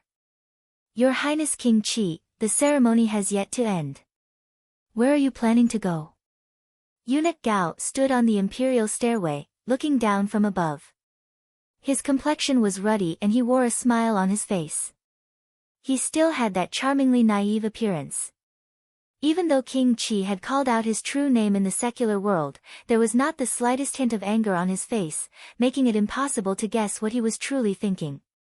A slave who doesn't know the immensity of heaven and earth. I'll kill you. King Qi's killing intent blazed. Een. As soon as he finished speaking, golden light exploded and the roar of a dragon filled the air. A majestic aura exploded from King Qi's body like a storm. As countless people watched, the void twisted. Above King Qi's body, a golden dragon the size of a mountain roared and soared into the sky.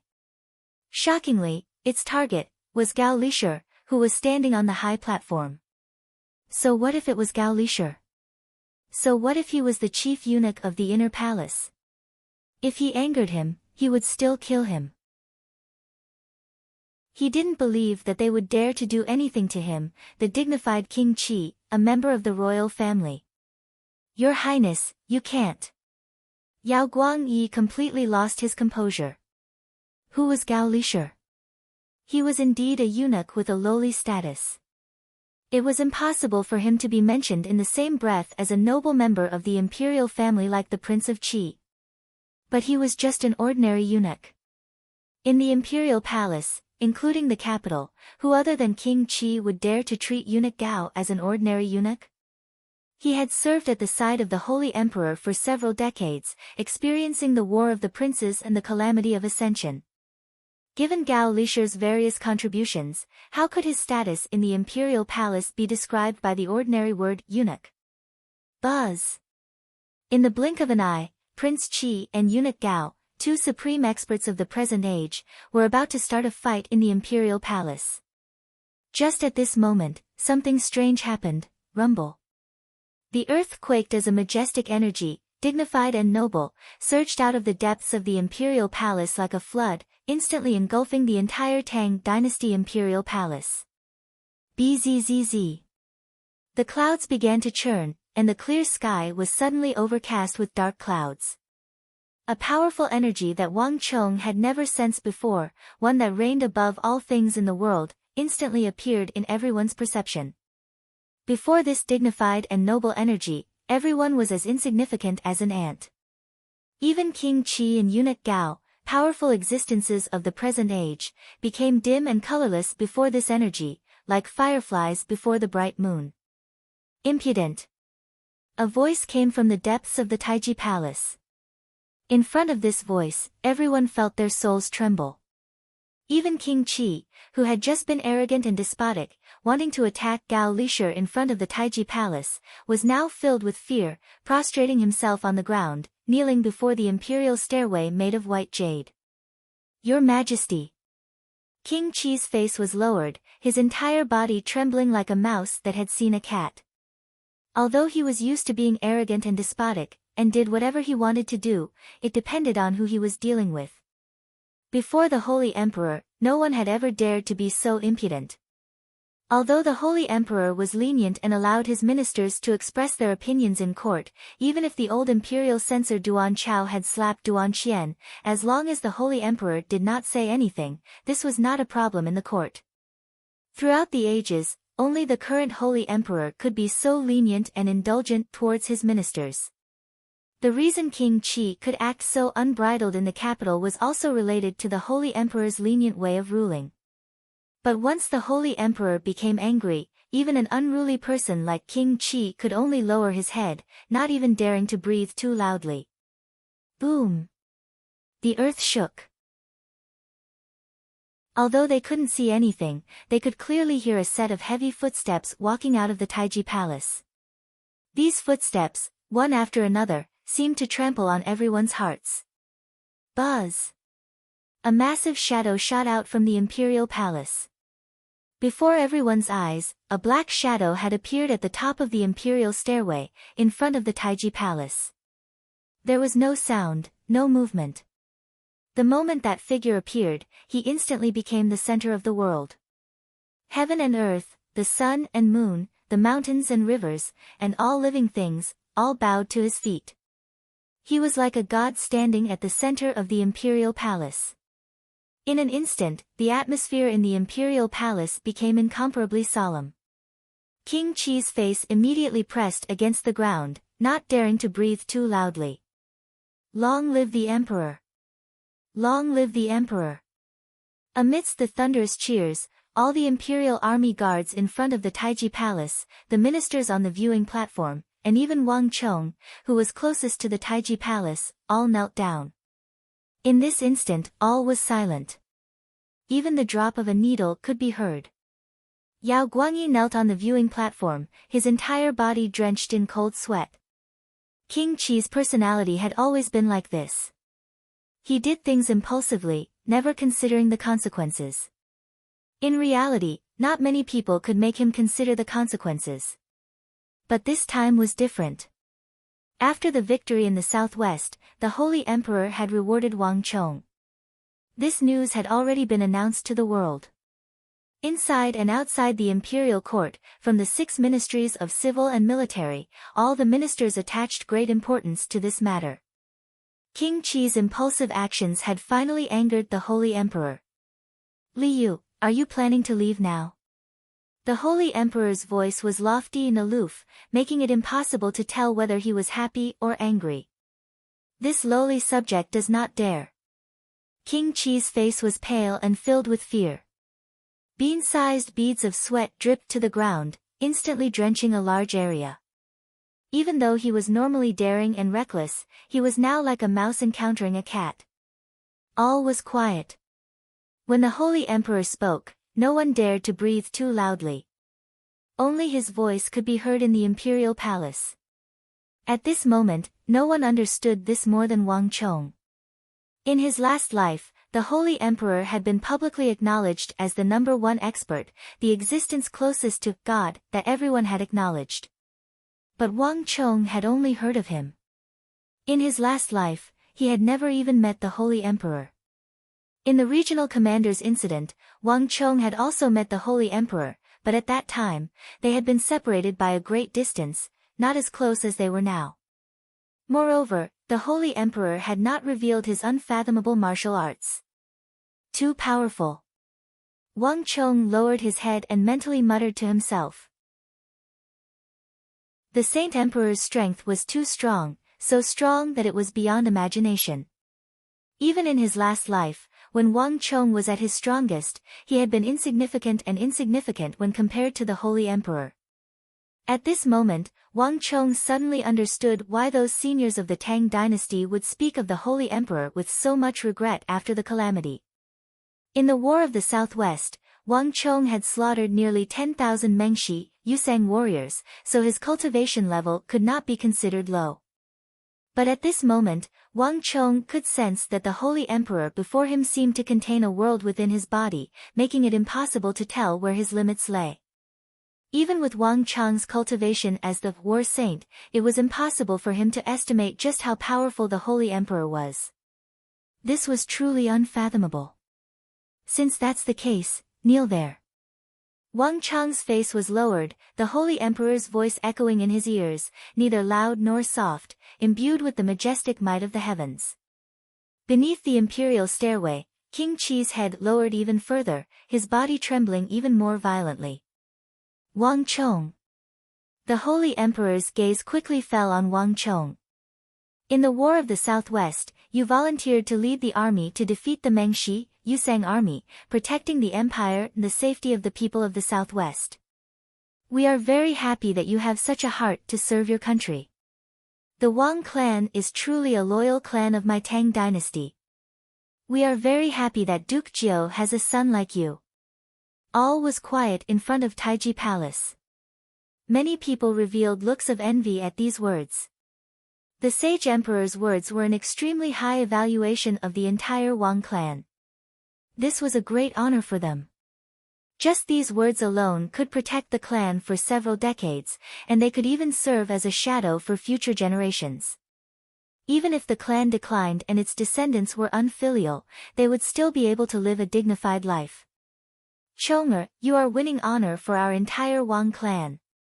Wang Zhen clearly understood the weight of these words, and his face turned red from excitement. In his decades as an official, today could be said to be the happiest day of his life. Wang Chong would not dare. This has always been the work of General Xianyu and the soldiers of the Southwest. Wang Chong is only doing his duty. Chapter 652. Merit will be rewarded and mistakes will be punished. There is no need for you to be humble. The earth trembled as the Holy Emperor's authoritative voice resounded in every corner of the royal palace. Wang Chong, you still don't have a courtesy name, right? Wang. Hearing the Holy Emperor's words, the officials on the viewing platform were in an uproar. Many of them raised their heads to look at the lofty Taiji palace and the godlike figure on it, vaguely sensing something. Yes, this humble subject is only 17 this year and has not taken the scholarly examinations. As such, I have not been bestowed a courtesy name by my elders. Wang Chong said gravely. The courtesy names bestowed by the Tang dynasty were not given to oneself. Only those of virtue and prestige could bestow a courtesy name. These people were either extremely talented or of illustrious status. As such, the vast majority of people only had a name, but not a courtesy name. The Holy Emperor was of the same generation as Wang Chang's grandfather. Although he was not as old as Wang Chang's grandfather, he was still more than 50 years old, even older than Wang Chang's big uncle. In this aspect, he could indeed be considered as Wang Chang's elder. Wang. The crowd grew even more restless. Many people had vaguely guessed something, but they still did not dare to believe it. However, this doubt did not last for long. Very soon, everyone's guess was confirmed. Very good. Since that is the case, we will bestow you a courtesy name. Everyone was dumbfounded by the sage emperor's words. Beneath the imperial stairway, King Qi's teeth were clenched so tightly that they almost shattered. A courtesy name. The Holy Emperor was actually going to bestow a courtesy name on Wang Chong.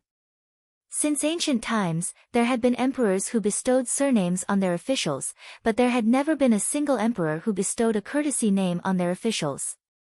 His Majesty wishes to accept Wang Chong as the son of heaven's disciple. On the viewing platform, Yao Guangyi was at a loss. Having been taught by the old master for decades, Yao Guangyi had always been a calm and patient person. However, when he heard that the Holy Emperor was going to bestow a courtesy name on Wang Chong, he could not help but lose his composure. Conferred the title of Marquis, conferred the title of nobility, bestowed a courtesy name. Despite the great contributions the Yao clan had made back then, they had never enjoyed such a grand favor from the Son of Heaven. Not only had the Holy Emperor created the title of Young Marquis for Wang Chong, but he was also going to bestow upon him a courtesy name, setting a precedent for an emperor to bestow a courtesy name. Just how heavy was this favor? This was an honor that Yao Guangyi had never dared to dream of. Furthermore, the Holy Emperor is giving him a death exemption medallion. Yao Guangyi's face was incomparably pale. In the history of the Tang dynasty, there were not many people like Wang Chong who could turn the tide of a desperate crisis and turn defeat into victory, saving nearly 1 million people, but it was not unheard of. The war god of the Tang dynasty, Wang Zhongxi, the famous general of Taizong's era, and the war god So Yong-sun had all performed such magnificent feats, but no one had ever received such a grand reward like Wang Chong. Yao Guangyi could not understand why the Holy Emperor seemed to favor Wang Chong so much. Clang! With a clear clang and a flash of golden light, the Holy Emperor took out the golden sword of the Son of Heaven from his waist and hovered it over Wang Chong's head. Rumble! The moment the Holy Emperor took out his sword, a strange phenomenon appeared in the sky. With the Taiji Palace at the center, a spatial crack appeared, cleaving the thick clouds in two. Golden sunlight sprinkled down from the sky, accurately falling upon the Holy Emperor, Wang Chong, and the majestic Taiji Palace behind them. The dignified and divine voice of the Holy Emperor resounded from every corner of the imperial palace. The War of the Southwest began at the Arai, the starting point of everything you have done. A Kuan swimming in the water is a Kuan, soaring in the sky is a Peng. We will bestow upon you the courtesy name, Kuan Peng. We hope that you will not only swim in the water, but also soar in the sky. Like the Kuan Peng of the heavens and earth, you will become a loyal subject of my Tang dynasty. At this moment, no one knew that the Holy Emperor's voice was not only resounding in the imperial palace, but also resounding in the ears of everyone in the capital. The usually bustling capital was now deathly silent. Clap!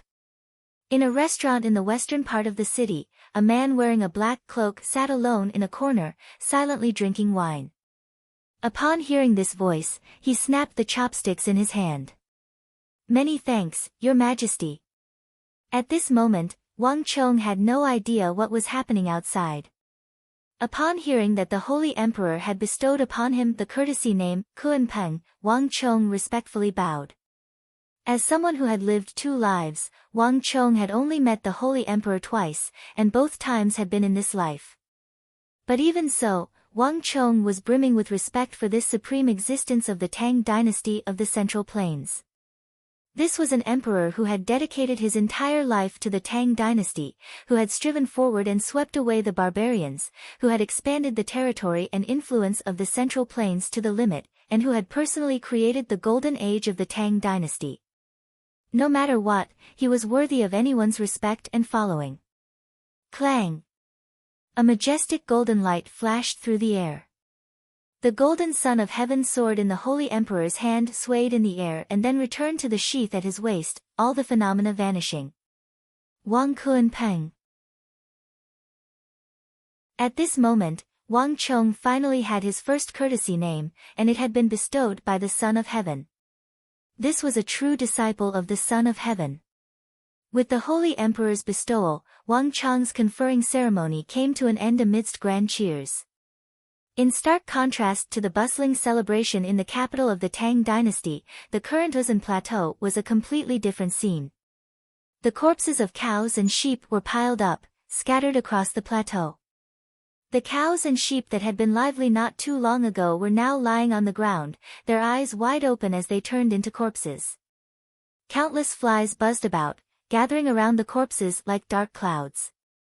Vultures would occasionally pierce through the clouds, their sharp claws piercing into the rotting corpses of the cows and sheep. The vultures warily glanced at the mastiffs nearby, then began to peck at the corpses as if there was no one else around.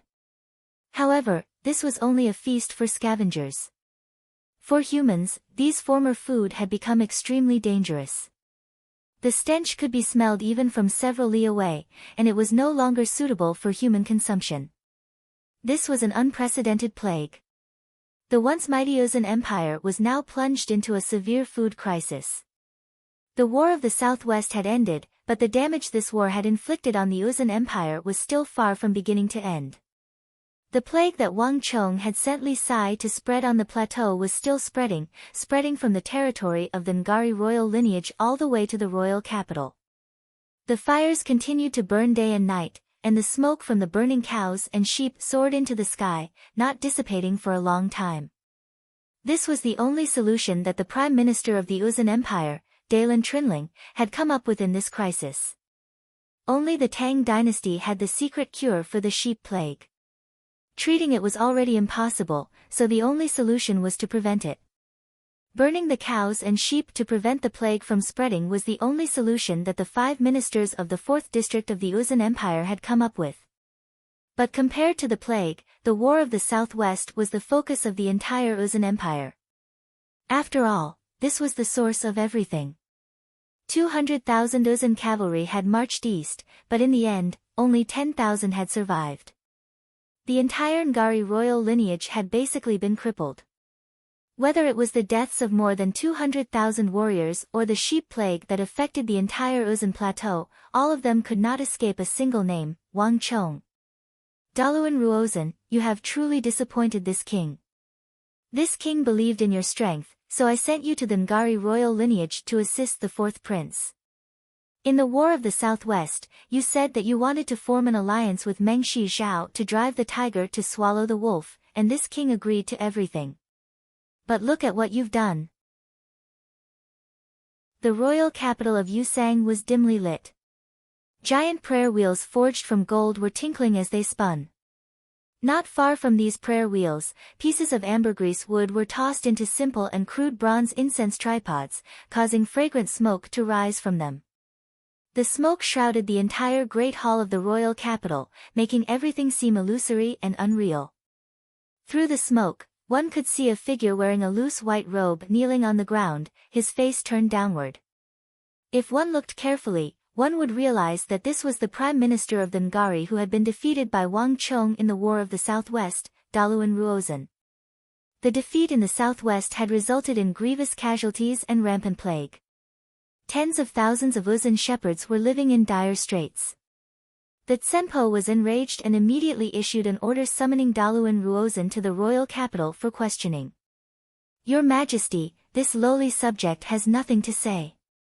Daluan Ruozan remained kneeling on the ground, making no attempt to refute the Tsempo. "Bastard!" The Tsempo was enraged by these words. He had lost more than 200,000 elite cavalry and caused a massive sheep plague, but Daluan Ruozan's reply was that he had nothing to say. How could the Tsempo endure this?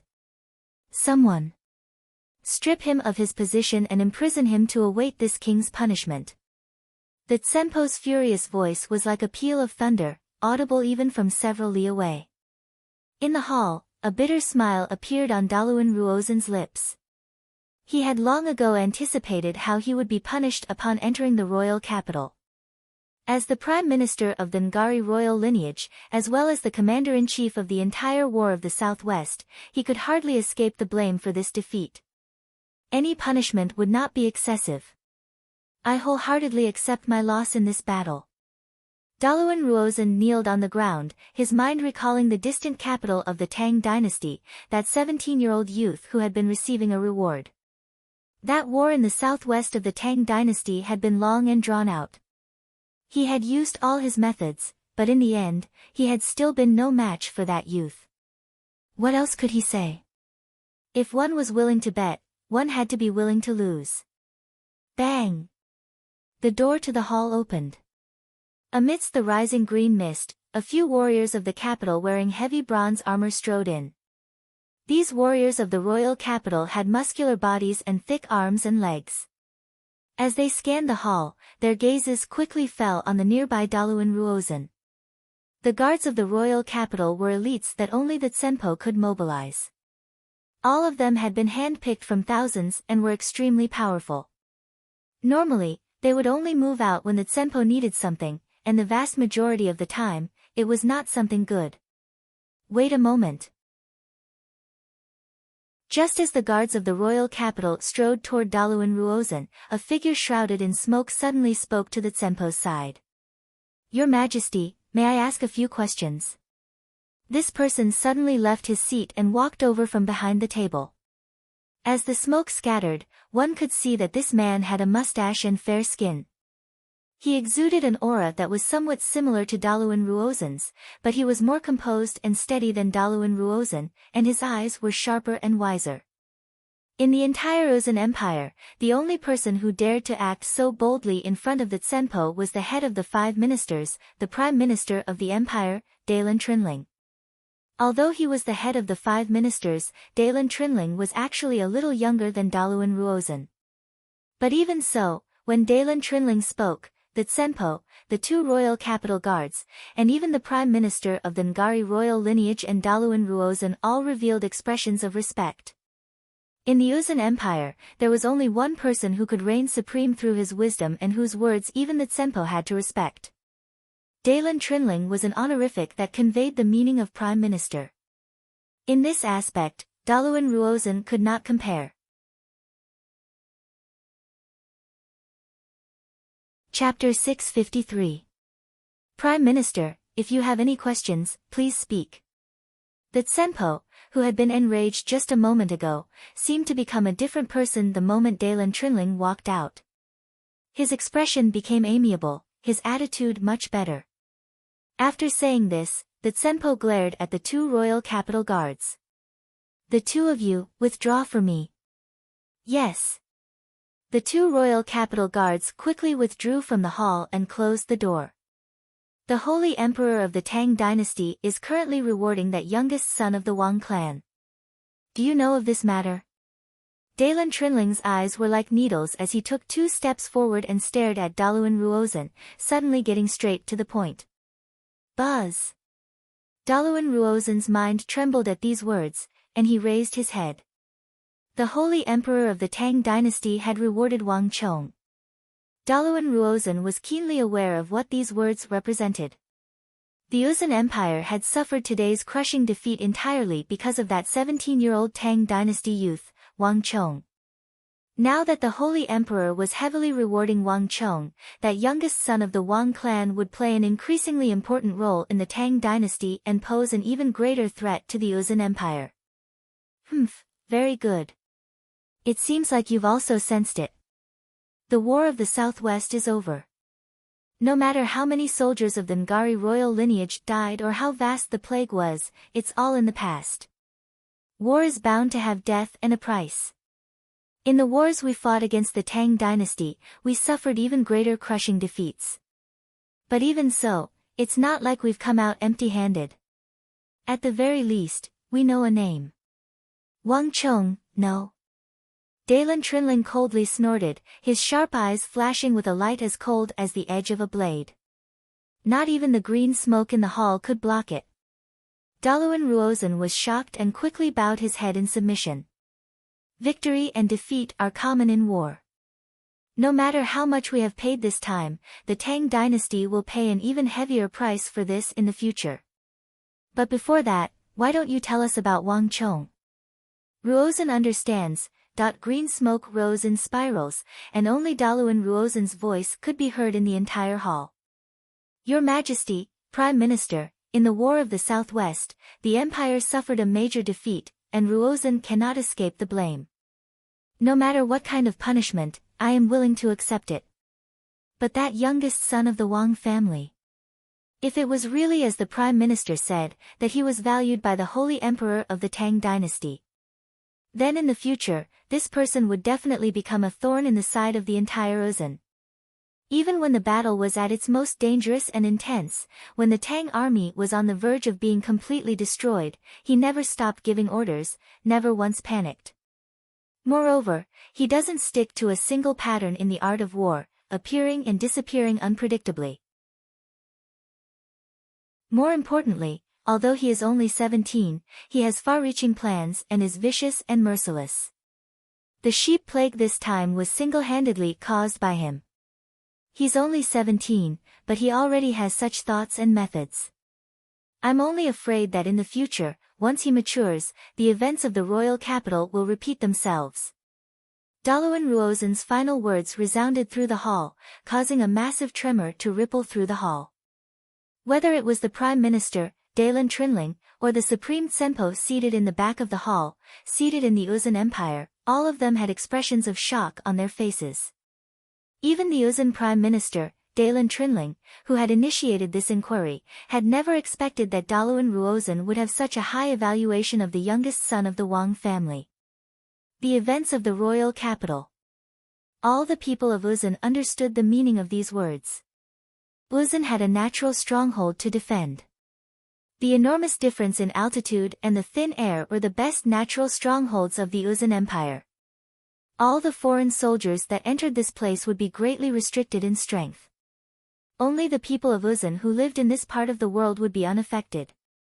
Thus, the people of Uzun called themselves the chosen of the heavens. But it wasn't as if the Uzun had never suffered a crushing defeat in its history. At the very least, in the last 100-some years, the royal capital of Uzun had been breached twice. The first time had been by the war god of the Tang dynasty, Soyung-sun, during the reign of Emperor Taizong.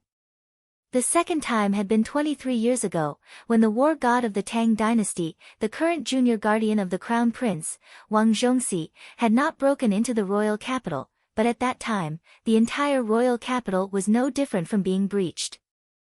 This was because all the ministers, the Tsenpo, and everyone else in the royal capital had already retreated 1,000 li from the royal capital. The royal capital that was left behind was just an empty city. It was precisely because Wang Zhongxi saw that it was an empty city that he had retreated his army. But that unstoppable edge from that year, the widespread tremors and panic that had been unleashed on the plateau, made it so that even now, when all the people of Uzun heard Wang Zhongxi's name, they would feel a deep fear. In the War of the Southwest, the entire Ngari royal lineage had basically been wiped out, but this was only a local war.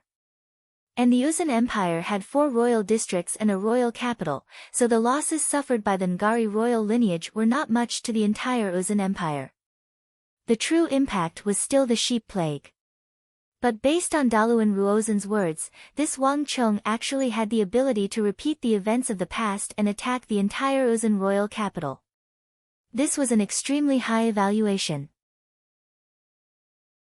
This was especially true when one considered that in the last few decades, the Uzan Empire had worked hard to build up its empire.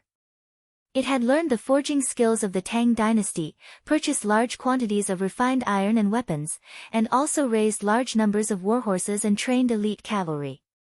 Daluan Ruozen's evaluation was even more inconceivable now.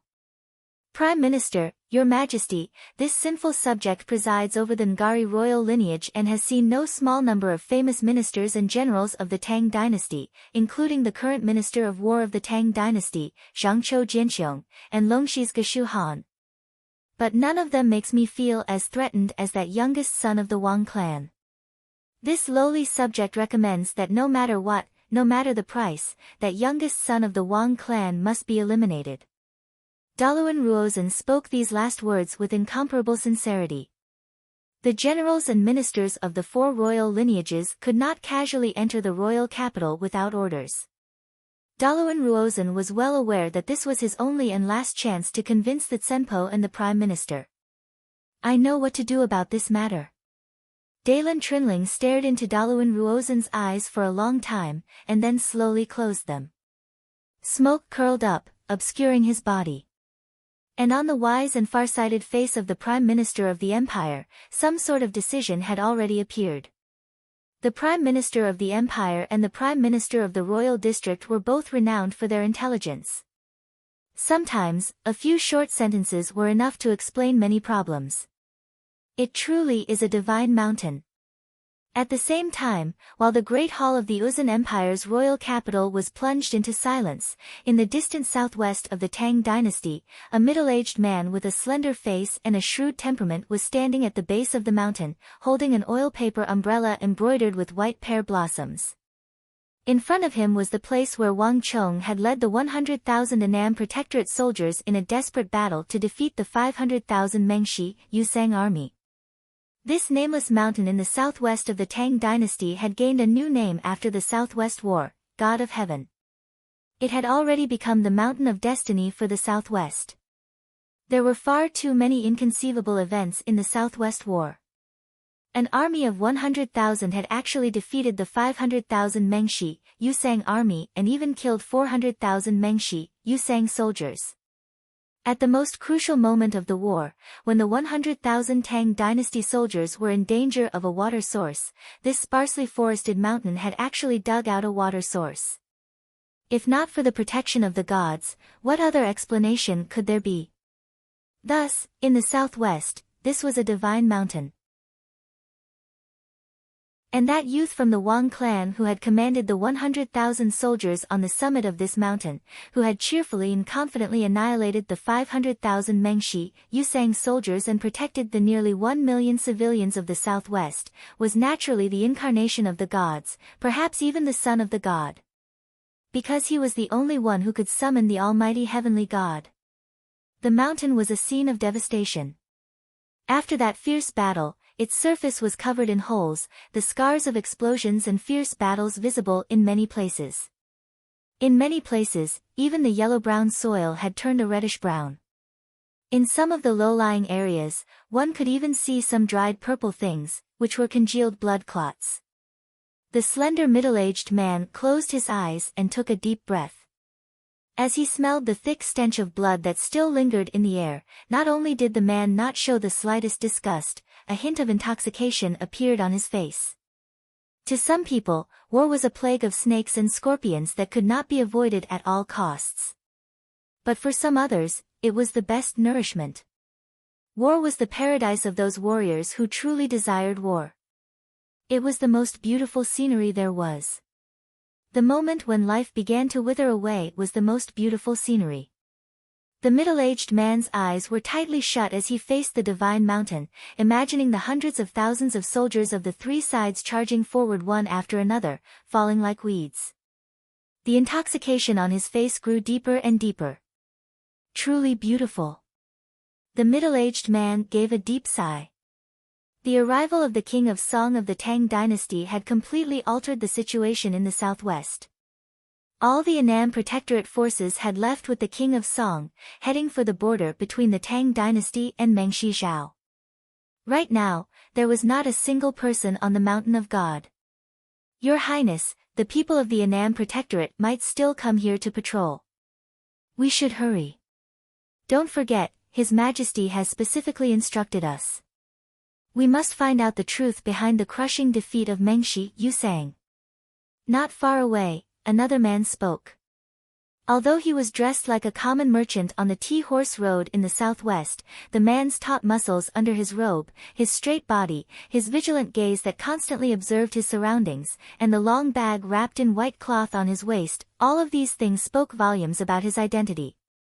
This was an extremely valiant martial artist, and not an ordinary one at that. Only one kind of person would have such a straight back, and that was a soldier. Ha ha ha, what's there to be afraid of? The Southwestern War is over, and the Tang people's attention is now focused on the border of the Arai.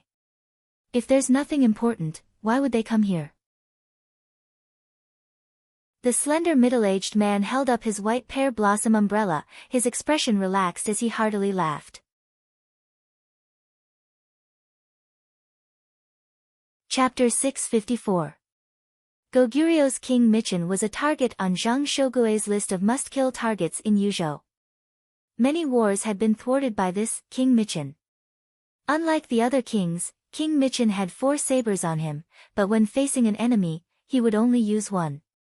In battle, he would use 2, or at least 3. Up until now, no one had been able to force him to use all 3 sabers. King Michin was cruel and bloodthirsty, completely different from the spy King Sojurim who liked to conceal himself. On the intense battlefield, he was the craziest of machines. The more he killed, the stronger he became, and the more immersed he became. It was said that he had another hobby, which was to use human blood to brew fine wine and gulp it down. Moreover, King Michin never cared about the life or death of his own people. He only enjoyed one thing, fierce and frenzied battles, and the thick stench of death on the battlefield. The Chuan, in King Michin, did not refer to a river, but to the unbridled flood of blood. In the War of the Southwest, more than 400,000 Mengshi Yusang soldiers had died, and more than 100,000 Tang dynasty soldiers had died. King Michin had heard of this matter, so he had taken the initiative to invite Qi into the interior of the Tang dynasty to personally investigate the southwest battlefield. Moreover, who says that I haven't investigated His Majesty's request? King Michin closed his eyes and raised his nose in an intoxicated manner, sniffing the air. Suddenly, he leaped into the air like a ghost. In the next moment, he had already appeared at the peak of the mountain, in the southeast position. Ha ha ha, what a thick stench of blood. I've only smelled one person on the entire battlefield. This was a slaughter to my heart's content. How many people did this one person kill? 5,000, 6,000, no, 11,087. Truly formidable. King Michin raised his head and madly laughed. If Wang Chong were here, he would assuredly be stunned. Because the place King Michin was talking about was precisely where the southeast line had been broken, where he had single-handedly killed more than 10,000 Mengshi Yusang soldiers. The battle was already over, and even the corpses had been buried. But King Michin had only taken a sniff to know the true number of people Wang Chong had killed. Perhaps even Wang Chong himself didn't know this. My lord, do you mean that someone killed 10,000 people here? A figure flew over from behind and landed beside King Michin. He looked around at the empty surroundings with an alarmed expression. Ha ha ha, this is a kindred spirit. Unbelievable stamina and unbelievable inner strength. There's also an unbelievable battle intent and killing intent. King Michin ignored the guards behind him, his voice growing more and more excited. That's right, I also smell a very unique smell of blood. It's restless, like the blood of burning flames. With these last words, King Michin seemed to come to his senses, but soon, an even more playful smile appeared on his face. I heard that the Wang clan in the capital of the Tang dynasty has a tradition of berserker syndrome. When the berserker syndrome flared up, his blood would boil and he would go berserk, unable to differentiate between friend and foe. Is this berserker syndrome? King Michin was getting even more excited. I didn't think that I would have the fortune to smell the blood of a berserker syndrome martial artist. What a beautiful description. This is the true blood of slaughter. His stamina is so long that he can kill 10,000 people. How wonderful would it be if I could obtain this bloodline? But it's rumored that the berserker syndrome is passed down from generation to generation, and there is only one person in each generation. The successor of this generation of the Wang clan is called Wang Bei, and he is currently imprisoned in the imperial prison. How could someone with the berserker syndrome appear here? King Michin's smile faded and he narrowed his eyes pensively. After a few moments, he suddenly understood and began to chuckle. Tulin, you're in for a treat this time. Send word to His Majesty that we've discovered that the youngest son of the Wang clan also has the berserker syndrome. 2 people with the berserker syndrome have appeared in one generation. Interesting, interesting. Behind him, the Goguryeo warrior called Tulin was dumbfounded. King Michin's voice continued to echo in his ears. However, the berserker syndrome is said to be able to warp a person's will, making it impossible to distinguish between friend and foe. This youngest son of the Wang clan seems to be constantly killing, but the ones he's killing are Meng Shizhao and Uzin's men. This kind of control is truly astonishing. As the saying went, the slightest error could lead to a great disparity. Although the berserker syndrome was powerful and could greatly enhance a martial artist's strength, once it went out of control, the ones who would die under Wang Chang's sword in the War of the Southwest would be the 10,000 Annam Protectorate warriors. The sword could kill, but it could also harm oneself. But throughout the entire campaign, King Michin had not smelled the blood of any Annam Protectorate warrior. This level of control was not something anyone could achieve. What a troublesome character. King Michin muttered to himself, his pupils constricting. For the first time, a troubled look appeared in his eyes. How infuriating. He can clearly kill people like scything flax, so why control him? Undisguised envy appeared on King Michin's face. If he had such a powerful bloodline ability, it would be a match made in heaven. Alas, this brat clearly had such a powerful strength, but he still insisted on controlling it. This made King Michin, who loved to kill, extremely unhappy. Buzz. As he was speaking, his mind suddenly trembled as a powerful energy appeared in King Michin's senses. King Michin's voice came to a halt as he turned to the corner of the mountain where he had sensed the source of the energy. At the foot of the mountain, not far away, there were a few figures dressed in black, looking like merchants.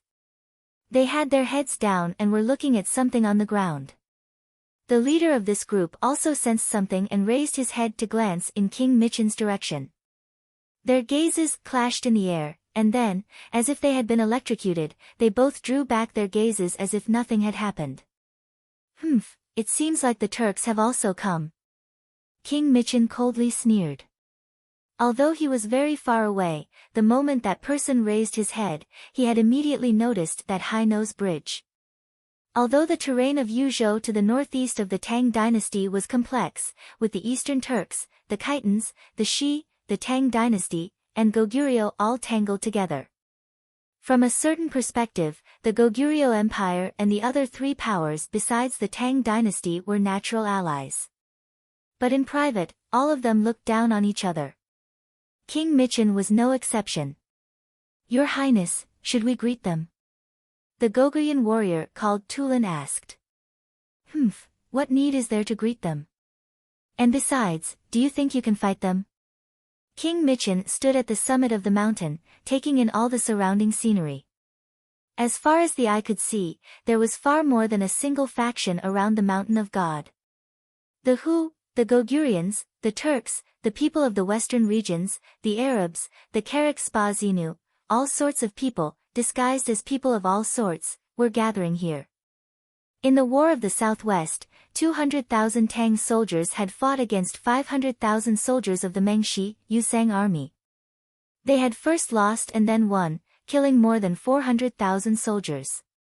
This war had not only altered the structure of the Southwest, it had also altered the relationship between the Tang dynasty and all the surrounding factions.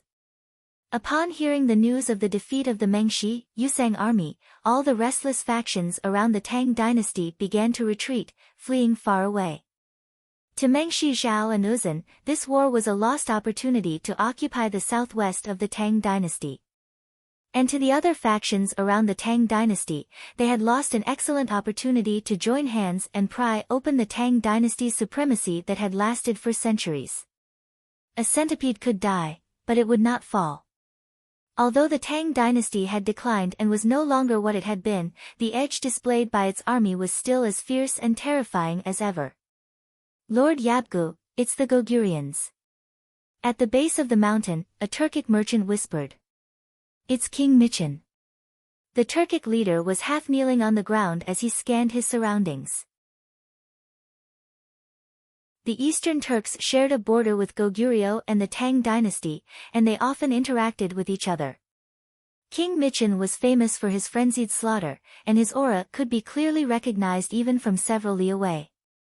It was useless to disguise himself. Moreover, the Goguryans' twin sabers and trisabers were extremely easy to recognize. Wrapped in white cloth, they were all the more conspicuous to people outside the Tang dynasty. Don't worry about them. Time is limited. Once too many people gather, they'll quickly attract the attention of the Tang dynasty. The Turkic leader said. It was very difficult to imagine that a simple scouting mission would require the Eastern Turks to dispatch a Yabgu, but this matter was far too important to the Eastern Turks. The Tang dynasty had actually produced a supreme commander who could fight one against two, win against many while simultaneously defeating Daluan Ruozan and Duangachuan. Ordinary scouts and spies would never be able to see through such an important matter. Only those with vast experience and intelligence on the battlefield would be able to see some clues. And there was another important matter. Just how had the Mengshi, Yusang army lost in the War of the Southwest? Even now, none of the factions bordering the Tang dynasty, including the Eastern and Western Turks, had been able to figure this out. Daluan Ruozan, Huishu Wuzong, and Duangachuan were all famed generals of the present age. With these three leading the army and possessing an absolute advantage in numbers, they should have never lost. This matter was like a riddle that deeply haunted the minds of everyone. This was also why the factions bordering the Tang dynasty had chosen to send people to investigate more than a month after the conclusion of the war. Let's go. The black-robed Yabgu quickly stood up and led his men in a different direction.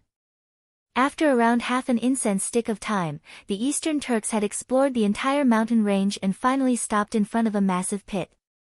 This is where Mengshi Zhao Emperor Jelifeng was heavily injured. The Yabgu knelt by the edge of the hole, touched the edge of the hole, and then raised his head to look around.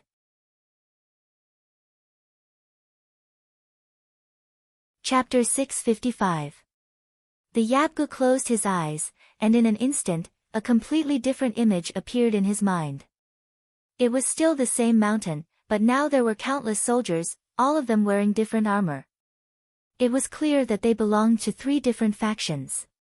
All of them were madly fighting on the mountain. And in the middle of the soldiers, the black-clothed Yabgu suddenly saw four massive giants, and in front of these four giants was a massive figure covered in golden light that was striding toward them. If the experts of the three sides who had participated in the Southwestern War were here and saw the picture in the Yabgu's mind, they would assuredly be stunned. This was because this Yabgu was clearly replaying the scene of the battle in his mind. Those gouges in the ground were a vivid representation of what had happened. In all of the Eastern and Western Turkic Khaganates, only the Ghost Eye Yabgu could do this. I understand. This is where Jelifeng fell, the Ghost Eye Yabgu suddenly said as he looked forward. Wang Yan and Xianyu Zhongtong, two experts working together. One is the mighty miracle god, the other the Vajra god. No wonder Jelifeng was heavily injured. He was too careless. But Jelifeng is also a wise ruler. For him to have made Mengshi Zhao so powerful, he's no ordinary person. How could he have been completely unprepared? This shouldn't have happened. An Eastern Turkic general behind the ghost eye Yabgu frowned, his face fraught with confusion. The ghost eye Yabgu fell silent. In truth, when he heard that they had lost the southwest and that Jelifeng was heavily injured and his condition was unknown, he had also found it rather strange. As a sovereign, one had to stand guard in the rear and not lightly take risks. This was the most basic principle on the battlefield. With Jelifeng standing guard in the rear, he logically shouldn't have been injured. This was something he could not understand no matter how he thought about it. The ghost eye Yabgu suspiciously scanned the surroundings, and when he passed over the summit, he seemed to notice something and stopped. It's not that he wasn't cautious, but that someone was baiting him. This brat named Wang Chong has a deep mind. Jelifeng is completely toyed with by him. Ghost eye Yabgu sighed deeply. Although more than a month had passed since the battle, there were no secrets that could be hidden from him. It was as if he could see Jelifeng burning with rage, and suddenly saw a figure standing at the top of the mountain laughing at him. It was that ridicule that made Jelifeng completely lose her mind. Wang Chong was a name that was completely unfamiliar to the Turks who grazed the steppe beyond the Great Wall. They had never heard of this name before, but today, whether it was the Tang dynasty or the countries beyond the Great Wall, everyone had heard of this name.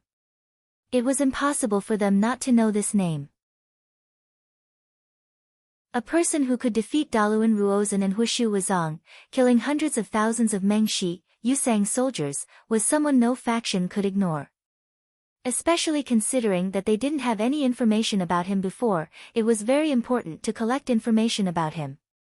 This was not something an ordinary low-level scout could do. It was not strange for all the factions to send important people to investigate. But Jelifeng is no fool. How could that Wang Chong be so sure that his strategy would work? The Turkic general behind him said in confusion. Ha! After thinking for a few moments, the ghost eye Yabgu suddenly laughed. Is the first intelligence report from the southwest still there? Let me see it. It is, milord. The Turkic general behind Wang Chong quickly handed over a Turkic letter. Ha, as expected. The ghost eye Yabgu lowered his head to read for a few moments, then nodded and began to laugh. The news back then said that the rear of Mengshi Zhao was covered in thick smoke, that the granaries had been attacked, and that all the provisions had been destroyed. Mengshi Zhao's army of several 100,000 was no small number, and the cost of feeding the horses and men was no small number. Moreover, Jelifeng was still very ambitious. He wanted to use the southwest as a springboard for an even greater scheme. Millions of tons of provisions were burned, and Jelifeng's ambitions of several decades were all for naught. This is the true reason why Jelifeng lost his rationality. The ghost eye Yabgu gave a deep sigh, his eyes brimming with deep admiration and apprehension. If the battle hadn't been at its most intense, Jelifeng would have had people at his side. If Duangachuan hadn't entered the field, he would have definitely stopped him. If not for the pressure exerted by the 100,000 soldiers of the Annam Protectorate, drawing away so many of the soldiers of the Mengshi, Yusang army, the granaries wouldn't have so few soldiers. Regardless of the reason, as long as one link was missing, that brat would never have been able to provoke Jelifeng, and this battle might have had a completely different conclusion. He was on the summit to draw away Jelifeng, and then he had Wang Yan and Xianyu Zhongtong's god form ambush him from the side. All of his plans were closely linked. Of all the famed generals in the world and all the battles I've fought, I've never seen an opponent with such a deep and far-sighted mind. Truly a terrifying opponent. It's truly hard to believe that he's only 17.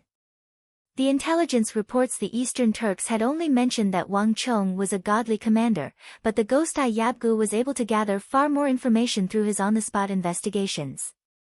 The ghost eye Yabgu could completely imagine that this youth of the Tang dynasty, whom he had never met, had already planned out all the steps at the start of the operation.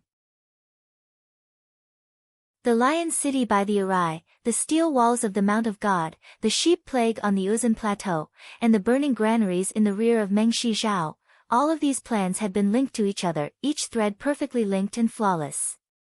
Just thinking about it made the ghost eye Yabgu feel his scalp go numb, his forehead drenched in cold sweat.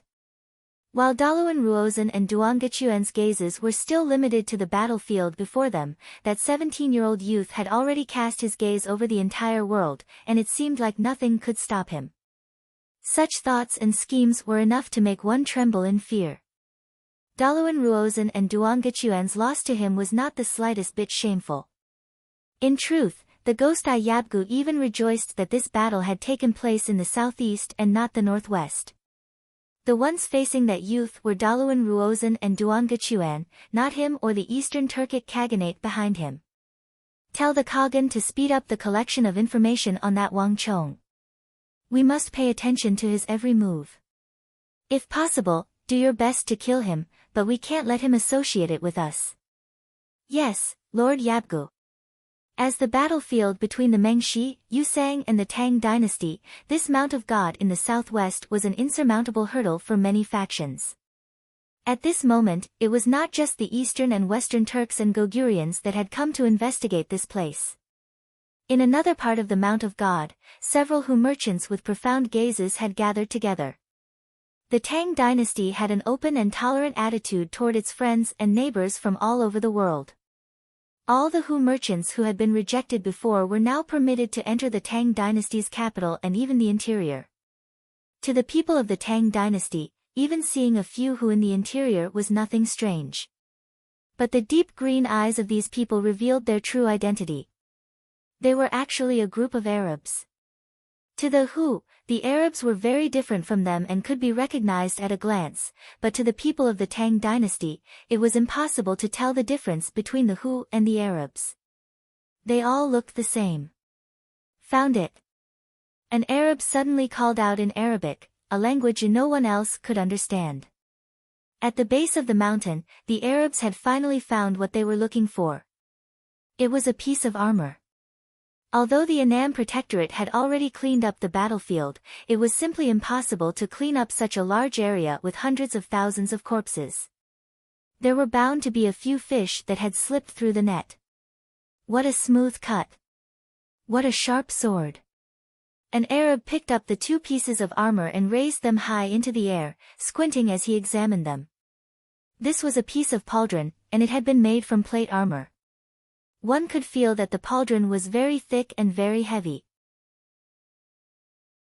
The armor made by the Uzan was so crude that even the Arabs deeply disdained it, but the Uzan were so focused on forging that even though their armor was crude, it was still of an extremely high level. Although it was heavy, it was extremely sturdy and durable. Even with the sharpness of the Arab weapons, this kind of armor was still a headache to deal with. But this was not the reason they had appeared here. At this moment, all the Arabs were focused on the cut in the center of the two pieces of pauldron. So smooth, so sharp, just like a mirror. Is this the Wuzi steel sword created by the Tang dynasty? The Arabs stared at the pieces of pauldron in the air, their eyes shining with a feverish light that made one's hair stand on end. Compared to the other empires bordering the Tang dynasty, the Arabs were actually far less enthusiastic. To them, there was one thing that was even more important than this war. The Wuzi steel weapon.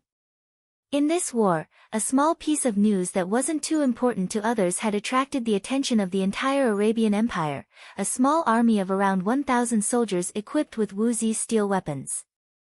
In a head-on clash, they had defeated the Uzan cavalry 10 times their number, and they had been unstoppable. In the final stages of the war, they had dealt a massive blow to the Mengshi, Yusang army. In the Arabian Empire, which specialized in smithing and focused on quality and lethality, this news had caused a massive stir. It had to be realized that this was just 1,000 weapons, and the ones using these weapons were the Tang dynasty, who were not very skilled in cavalry. If the Arabs had such sharp weapons, even if it was just 10,000, the Arabs, who were stronger than the Uzan, would have been able to dominate the battlefield. Impossible. Such a thick plate armor was actually cut open like a piece of paper. That's right. Although our smithing skills are superior to those of the Tang dynasty, we don't have a single weapon that can do this. To think that Hyderabad's iron ore would be so terrifying. If I hadn't seen it with my own eyes, I would have never believed it. Alas, the smiths of the empire have already tried all sorts of methods, but none of them have been able to reach this level. I really don't know how that Tang dynasty man Wang Chong managed to do it. The combat ability of the Wuzi steel weapon has already been proven.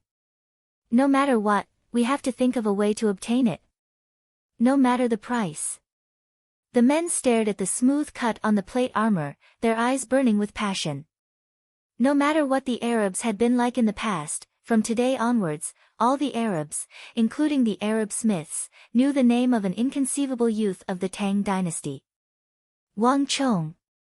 This was the true god of smithing.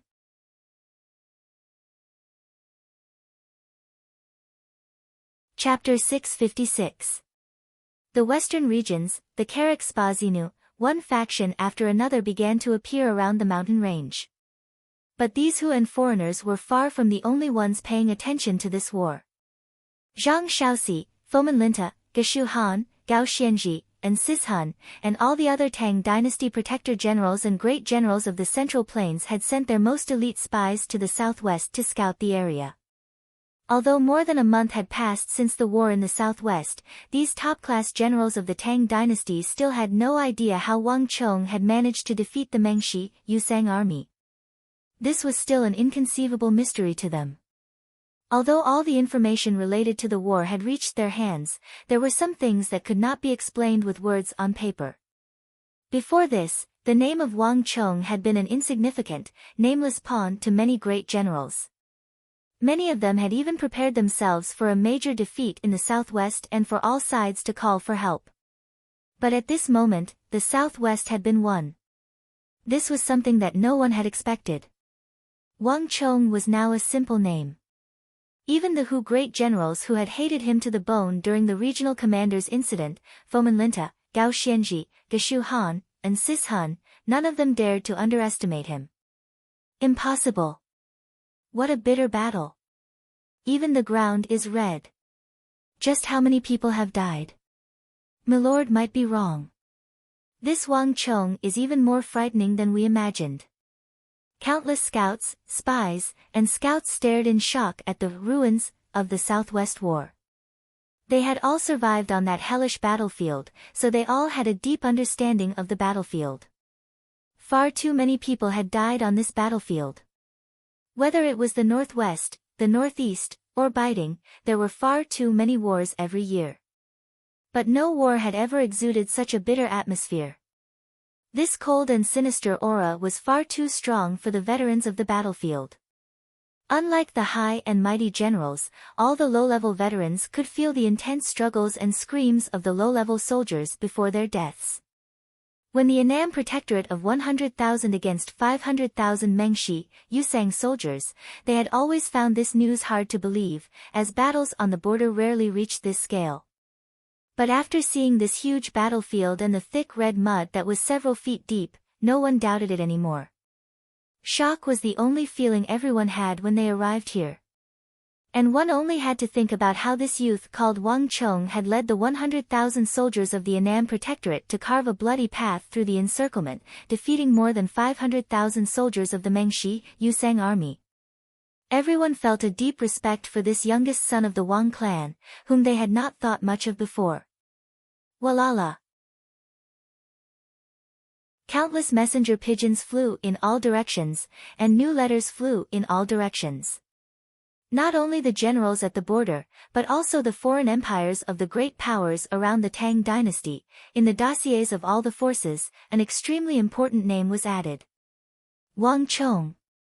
Putting aside the activity in the southwest and the borders of the Tang dynasty, at this moment, the Tang dynasty was shrouded in excitement and celebration. Gallop! Make way, make way! Not long after Wang Chong's reward ceremony concluded, red-clothed cavalry galloped out of the city, traveling to various places in the capital. Whoosh! The leader of the cavalry dismounted from his horse and strode to the wall, where he pasted a yellow announcement stamped with the seal of the 6 bureaus onto the wall. After doing this, the cavalry galloped away. Ha ha ha, Wang Chong has been made a marquis, Wang Chong has been made a marquis. The young marquis. I've never heard of him before. Did His Majesty specially set up a marquis for him? Ha, given his achievements in the Southwest, what's a marquis to him? A young hero like this should be heavily rewarded. Correct. Well said. Well said. Ha, it seems like His Majesty thinks very highly of him. This is a blessing for the Empire. The moment the cavalry left, a large group of people immediately gathered around. All the peddlers and servants, merchants, porters, restaurant owners, jugglers, calligraphers and painters. Everyone came from all directions and gathered in front of the yellow notice. Make way, make way. Suddenly, a voice came from outside. It was unknown when, but an old man who looked like a teacher forcefully squeezed in from the outside and squeezed under the yellow notice. Let me take a look. Ha, old sir, what are you squeezing in for? You're already so old. Do you also want to learn how to be made a marquis? Someone teased, and in an instant, the crowd exploded into an uproar.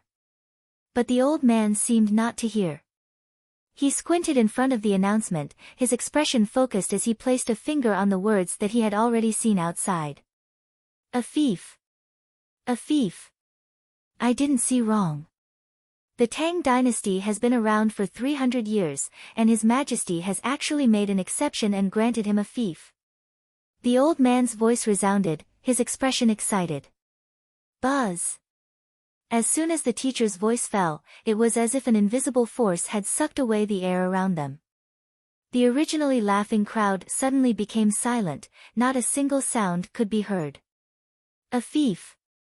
Those who had lived in the capital for a long time and seen all sorts of celebrations knew a little, bestowing official titles but not fiefs was a tradition of the Tang dynasty.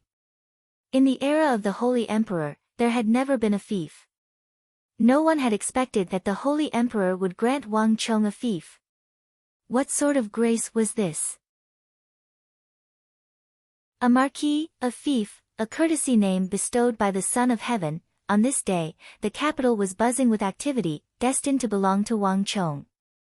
All sorts of rewards were bestowed, breaking the precedent set by the Tang dynasty. But no one felt that there was anything wrong with this. On the contrary, the streets were decorated with lanterns, and fireworks and firecrackers were lit. Some theatrical troupes and sideshow troupes even put on free performances on the streets. Only those who had truly experienced the War of the Southwest knew what sort of panic it had caused in the capital. All sorts of soldiers were mobilized, all sorts of news of defeat, and all sorts of foreign countries were taking advantage of the situation to stir up trouble. In the several centuries of the Tang dynasty, not even the oldest elder in the capital had experienced anything like this. The massive empire, under the threat of all sorts of foreign countries, had no soldiers to use. This was the most frightening of all. But it was in this moment of greatest panic that came the news of Wang Chong's great victory in the southwest. This youngest son of the Wang clan had turned the tide at the most dangerous and perilous moment, saving the southwest and the empire. Whether it was a marquis, a fief, or a courtesy name, no one thought much of it. This was what he deserved. Flap flap. A messenger pigeon flapped its wings, flying through the air to land in a heavily guarded estate in the western part of the city.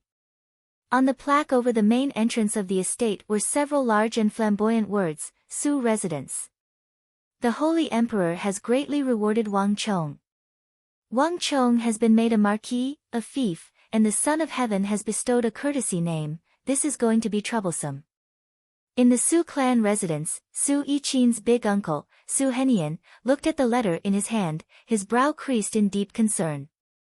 In the War of the Southwest, the Su clan, under pressure from King Qi and political considerations, had completely imprisoned Su Yichin, expelled the Wang clan's guards, and severed all ties with the Wang clan. The southwest had been guarded by 500,000 Mengshi, Yusang soldiers and renowned generals like Daluan Ruozan and Huishu Wuzong. Anyone would have believed that victory in the southwest was impossible and that its fall was only a matter of time. Even now, Su Henian believed that his judgment had been correct. Moreover, between the Wang clan and King Qi, there was no question that King Qi, who was a member of the imperial family, had more authority and was more trustworthy. Thus, Su Henian had made the decision to imprison Su Yiqin and prevent her from having any further contact with the Wang clan. But who could have expected that the Southwest would be won, and that boy called Wang Chong would become the greatest contributor? Made a marquis, a fief, a courtesy name, the first news from the imperial palace was like a dagger stabbing into Su Henian's heart, causing his expression to turn extremely nasty. Even a fool could see that the Wang clan was in a period of great favor. The Holy Emperor regarded this youngest son of the Wang clan with great importance. At the very least, the Wang clan would be favored by the emperor for a very long time, and it would only get more and more so. Reporting. As Su Henian was sitting in his room, his brow furrowed in worry, a voice came from outside. Master, the young marquis, newly conferred by the imperial court, has come to pay his respects. He is already at the door. What? Su Henian's body trembled and he immediately stood up from his seat. As the saying went, speak of the devil. He had just been thinking about how to deal with this matter, but the main character of the reward ceremony had already arrived at the Su clan's doorstep. Is he trying to use his power to denounce me? Su Henian's eyes chilled as he immediately thought of something. He knew a little about the matter between his niece, Su Yiqin, and that youngest son of the Wang clan. They were both youths, at the age where they first awakened to love, and they could not escape from the affairs of men and women. Su Yiqin had been imprisoned and confined to the estate. Wang Chong had just been made a marquis not long ago, and now he had run to the Su clan to pay his respects. His goal was obvious. Tell him that I won't see him. Su Henian immediately said with a wave of his sleeve. So what if it was the Wang clan? The Su clan had several hundred years of history, dating back to the end of the Sui dynasty. Even if it was a clan of ministers and generals, the Su clan could still choose to not see them. Yes, master. Wait a moment. The servant outside the door had barely taken a few steps when Su Henian called him back. A marquis, a fief, and a courtesy name bestowed by the Son of Heaven, that brat from the Wang clan is currently at the height of his success, and the entire capital is watching him. If I refuse him at the door, the entire Su clan will become the common enemy of the Tang dynasty. That brat has made up his mind, which is why he dares to act so fearlessly. After the victory in the southwest, Su Henian was well aware of how high Wang Chong's prestige in the Tang dynasty was. If Wang Chong took the initiative to pay his respects at this time, but the Su clan refused him at the door for no reason, there was no telling how badly he would be cursed.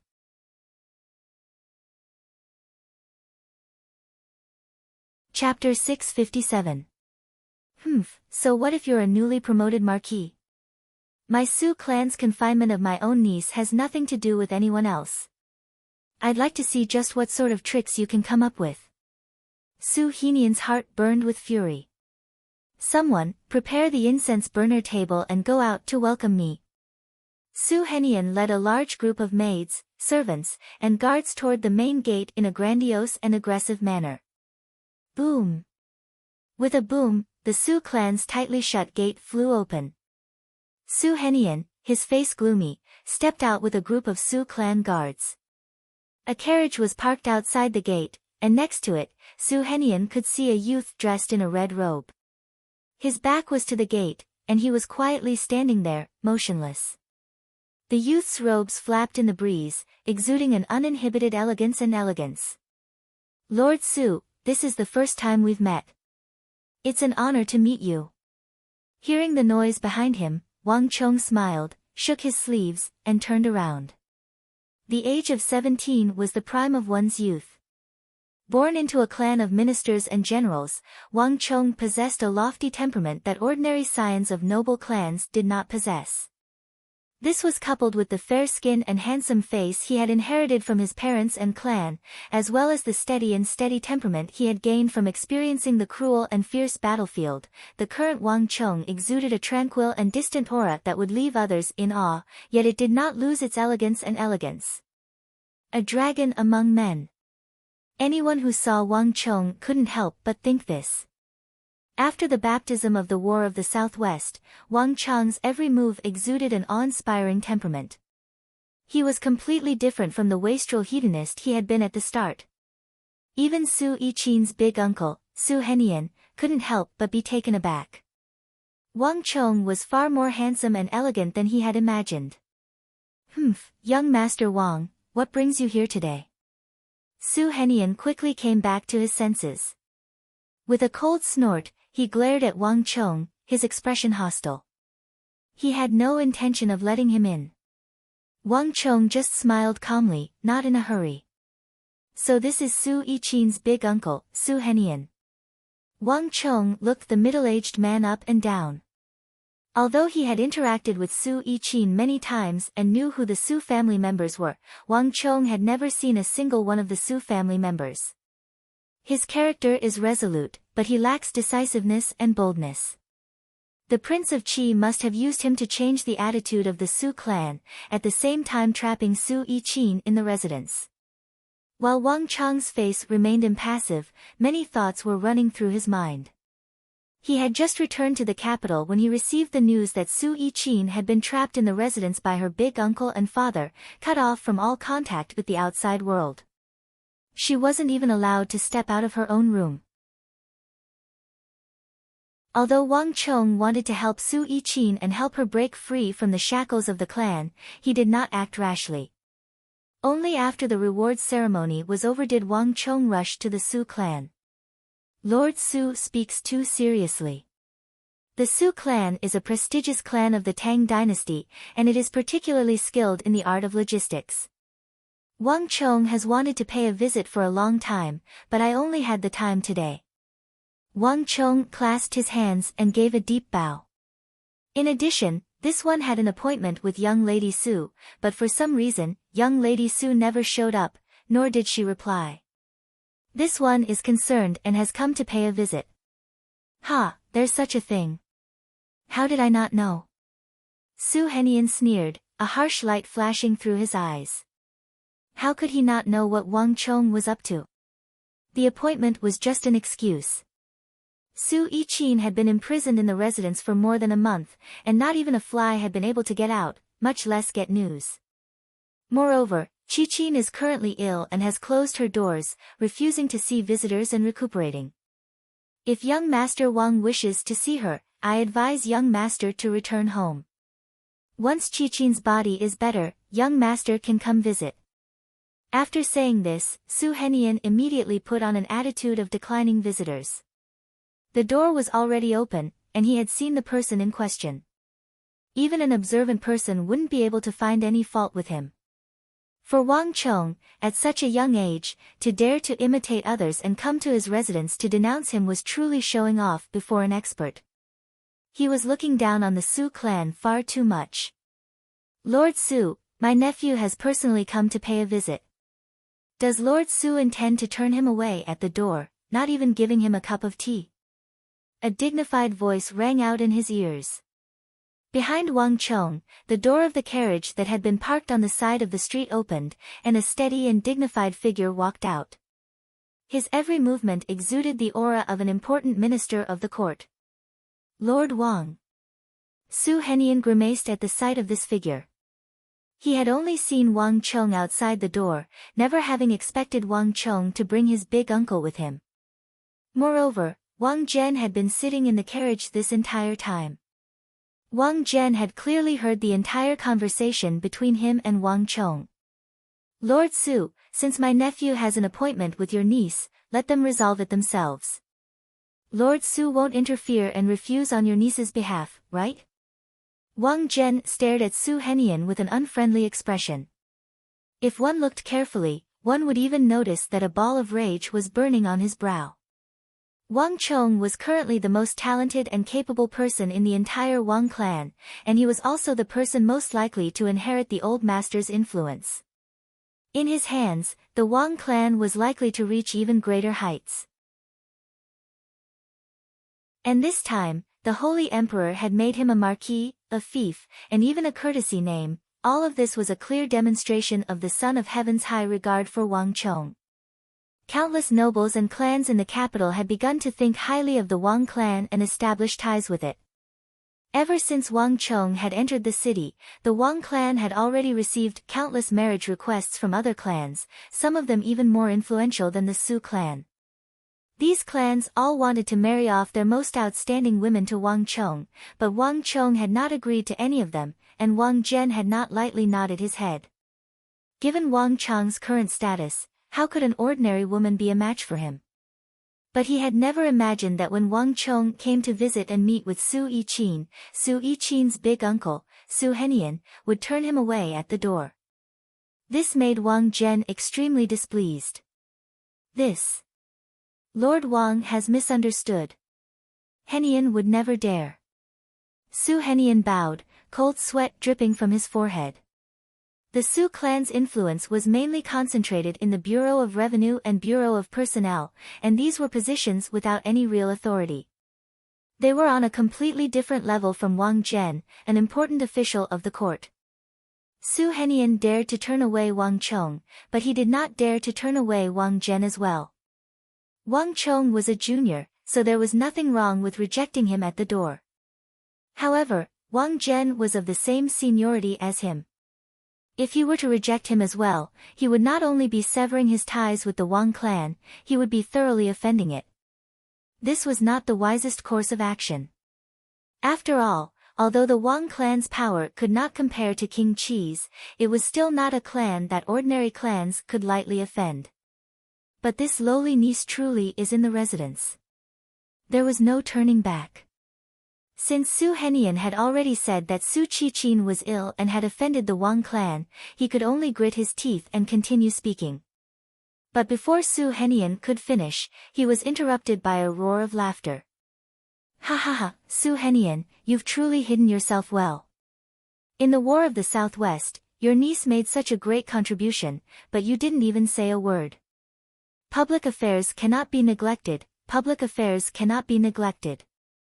Su Henian, it's fine if you're modest, but don't push away your niece's contributions. The War of the Southwest is such a major affair. It's no wonder that the Su clan's little miss has been working day and night. Since she's ill, it's all the more reason to go and see her. The earth trembled as a simple but dignified carriage made its way over from the other end of the street. The carriage door opened, and under Su Henian's flabbergasted gaze, one imperial censor after another walked out. Su Henian, this is called not reporting what you know. Once we get back, we'll have to report you to His Majesty. Your Su clan has made such a great contribution. How could you conceal it? An imperial censor with a missing little finger on his left hand roared with laughter as he walked forward. Su Henian immediately recognized him as the court's one-fingered imperial censor Zhang Shao. Although he was missing a finger, no one in the court had ever dared to look down on him. Back then, when the Holy Emperor had wanted to personally lead the army into battle, all the civil and military officials of the court had failed to dissuade him. In the end, Zhang Shao had cut off his finger and was prepared to spill blood on the imperial carriage and smash himself to death in the palace. Only then did he manage to stop the Holy Emperor's plans. Because of this matter, everyone felt deep veneration for Zhang Shao. Speaking of the one-fingered imperial censor, all of them would raise their thumbs. They all knew that he was an upright and plain-spoken individual. Contribution. Su Henian stared at the sudden appearance of several imperial censors, his eyes bewildered and his mind blank. Contribution. What contribution did the Su clan have? Why didn't he know? And why had these imperial censors appeared here? Ha ha ha, still pretending.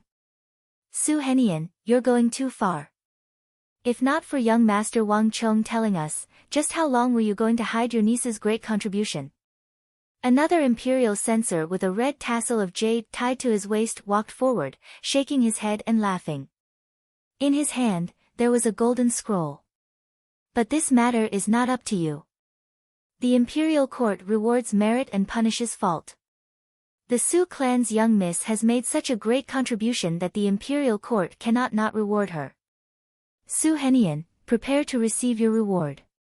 Su Henian froze for a moment, then glanced at the smiling Wang Chong.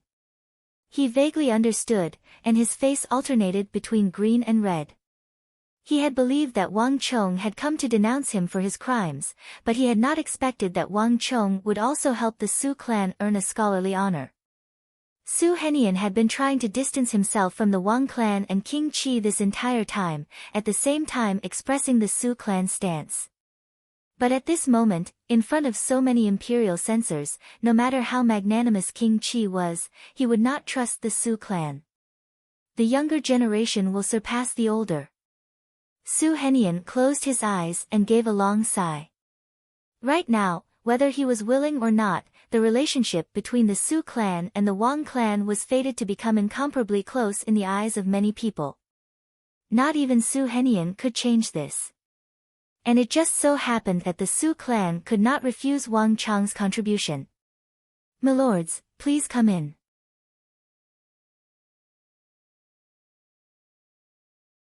Chapter 658. In the depths of the Su family's mansion, a beautiful woman with fair skin, black hair that cascaded down like a waterfall, and exquisite facial features was sitting in a room. She was sitting in front of an intricate red sandalwood dressing table, facing a bronze mirror. Her head was slightly tilted as she combed her hair over and over again. Spirals of smoke wafted out of the purple incense burner, filling the quiet and elegant boudoir. The woman's eyes were fixed on the bronze mirror, but her mind was elsewhere. "I wonder how he's doing," Su Yiqin suddenly sighed, her eyes absent-minded. It had been nearly 2 months since the clan had confined her to her boudoir.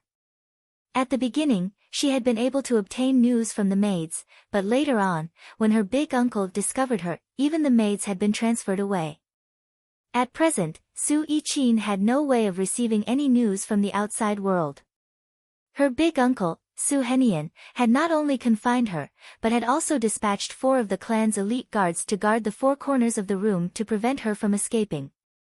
After several attempts, Su Yiqin was finally forced to give up on the idea. "Qiner, don't blame Big Uncle. In truth, Big Uncle is thinking for our Su clan. Think about it, this is King Qi we're talking about. He's like the midday sun in the imperial court. How could our Su clan oppose him?"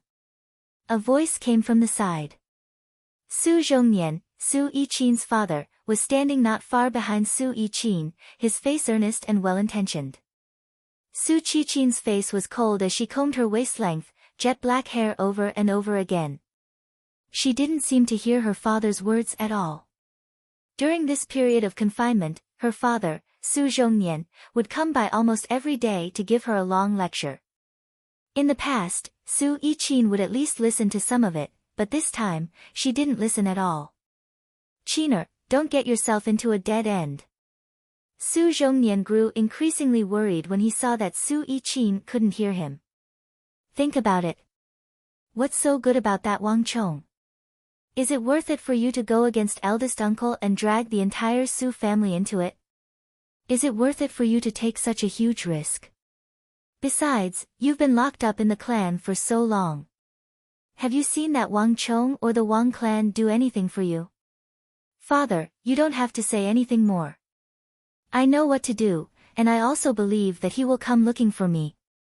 Su Yiqin finally interrupted her father. "Qin, you're too silly." Although his father was useless, he had lived in the capital for so long that he had seen all sorts of people. "That Wang Chong is just using you. Furthermore, father has also investigated that he has several female confidants, and you are just one of them. Perhaps he has already forgotten about you, so why would he still look for you?" "Father." Hearing this, Su Qiqin's pretty face turned cold. The comb in her hand was halfway through when she slammed it on the purple dresser with a bang. The sound in the room suddenly stopped. Su Zhongnian was so frightened that he took several steps back. Although they were father and daughter, Su Zhongnian had always been a cowardly person with no opinions of his own, so his stance was not very firm. This time, under the pressure of his big brother, Su Henian, he would run to Su Yiqin's room every day and talk to her from morning to night, trying to persuade her. Thump thump. Just when Su Yichin was getting angry, someone knocked on the door. Who is it? Didn't I say not to disturb me if there's nothing important? Su Yichin angrily said. Young lady, it's young Master Wang. Before the maid could finish speaking, the door to Su Yichin's room was pushed open from the outside. In a rush of air, a tall and handsome figure in bright red walked in. Su Yichin, I've come. Wang Chong stepped over the threshold and smiled at Su Yichin. Buzz. The room was silent. Su Yichin turned her head and looked at the high-spirited figure in red standing at the door. It was a familiar yet unfamiliar figure. She was stunned and her mind was blank. Wang Chong. Su Yichin muttered to herself, staring in disbelief at Wang Chong. She suddenly felt like she was in an illusion. Wang Chong. Before Wang Chong could react, Su Yichin rushed forward like a gust of wind, throwing herself into Wang Chong's arms, tears pouring out of her eyes. It really is you, it really is you. Wang Chong was stunned, clearly not expecting this sight. But a moment later, he heard a familiar sobbing sound. Bastard, you bastard, I thought you were dead. Ha, didn't I say it before? I would definitely come back. How could I possibly die there? Wang Chong hesitated for a few moments at Su Yichin's words, and then he smiled and softly consoled her. His hands also began to lightly hug Su Yichin. Su Yichin said nothing, only hugged Wang Chong and wept. In the War of the Southwest, Wang Chong had only brought several thousand hired martial artists with him as he charged into the Southwest. Everyone believed that he was doomed, because no one could defeat the massive Mengshi, Yusang army, not even Su Yichin. Although she had never said it, she deeply understood that Wang Chong's journey to the Southwest was fraught with death. Countless times, when news from the Southwest was cut off, Su Yichin believed that Wang Chong had already died there. But she could not say anything, could not do anything. The only thing she could do was do her utmost to help Wang Chong send all kinds of provisions and armaments to the Southwest. Su Yichin had never imagined that she would be so worried for a single person, so worried about their gains and losses, so deeply concerned. When the entire empire was in a precarious situation, when everyone was filled with fear and worry, he was the only one who resolutely and decisively charged into the battlefield without any hesitation. That was the first time Su Yichin had gotten to know Wang Chong, and it was also the first time she had sensed that the young and upright body of that 17-year-old contained a burning, courageous heart, brimming with boundless strength and responsibility. After the Southwest War, although the maid had told her that Wang Chong was still alive, Su Yichin had always been under house arrest and had no access to news from the outside world. Without seeing it with her own eyes, how could she believe the maid's words? But at this moment, when Wang Chong truly appeared in front of her and felt the heat and warmth from his body, Su Yichin finally believed that Wang Chong was still alive. He had truly returned from that perilous battlefield in the Southwest. The only sound in the quiet and elegant bedroom was Su Yichin's soft sobs. Wang Chong lightly patted her back, a warm smile on his lips the entire time. In the room, Su Zhongnian stared in a daze at the pair. At this moment, he chose to quietly stand to the side. At this moment, silence spoke louder than words. While the entire Tang dynasty was immersed in joy, the wheels of history slowly began to move.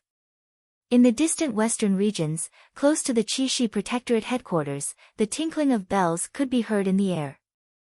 In the sparsely populated desert of Qixi, a white camel was slowly making its way forward, 2 bells of gold and silver hanging from its neck. The tinkling that echoed through the desert was coming from these bells. Amen, how far do we have to go before we reach the Tang dynasty? A woman's voice, even more melodious and pleasant than an oriole's, came from the camel's back. Princess, we should arrive in about half a month. The maid called Amen was leading the camel, softly comforting the beautiful girl wearing a white veil on the camel's back. She had a graceful and delicate figure, but a sorrowful expression on her face. The sound of the camel's bell was crisp, and on this eastward journey, only the voices of master and servant could be heard. However, whether it was the white-clothed girl on the hunchback or the female attendant holding the reins, none of them spoke in the language of the Central Plains. In truth, if one looked carefully, one would discover that these two had a very foreign air to them. Whether it was their deep and enchanting brown eyes, their naturally wavy hair, the contours of their faces, the lines of their faces, or the temperament they exuded, they were all completely different from the Tang people. Princess, don't be sad. Although the Tang dynasty of the Central Plains is very far from our homeland, there are still many of our people here. In addition, I hear that the Tang dynasty is extremely wealthy and civilized. At the very least, we won't have any problems living here. As long as we complete our mission, the Caliph will let us return.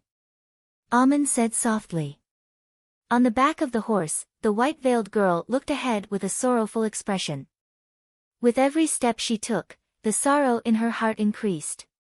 Amun, tell me, is that young Tang people called Wang Chong really that important? Aliyah said softly. Princess, you know how much importance the Caliph places on Wuzi steel.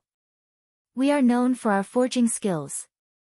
But the Hyderabad ores have been in our hands for so long. His Majesty has gathered so many skilled craftsmen, but none of them can forge that magical Wuzi steel. Many of the Hyderabad ores have been wasted. Even the weapons forged by Master Usama cannot compare to the Wuzi steel made by that young Tang dynasty boy. Moreover, they are black and ugly, without any sense of beauty. We, the Abbasid Caliphate, have always been known for our excellent weapons. But so many masters can't forge a single piece of Wuzi steel. To His Majesty, this is completely unacceptable. Princess, you can imagine how angry His Majesty is. Amun tried to persuade her. Aliyah only gave a long sigh and said no more. She was an Abbasid Caliphate princess, and logically speaking, she should be living a life of luxury, being served by hordes of servants, and living a luxurious life in a magnificent palace. She should not have to travel tens of thousands of li and wander around a foreign country. But only Aliyah knew that the Abbasid Caliphate was different from the princesses of other empires. Although her father was the Caliph of Arabia, equivalent to the Emperor of Arabia, he had more than 100 princesses, and Aliyah was only one of them. With so many siblings, it was easy to imagine how little importance Aliyah was placed on this princess. Her fate was sealed from then on. I wonder what kind of person that young Tang people called Wang Chong is. Amidst the tinkling of camel bells, the Abbasid Caliphate princess called Aliyah stared ahead in a daze. When everything was sealed and could not be changed, she suddenly only wanted to know, what kind of person was that foreign youth who had changed her fate? Ding ding ding. With the tinkling of the bells, the white camel slowly advanced, bringing master and servant along with a group of Arab cavalry behind them.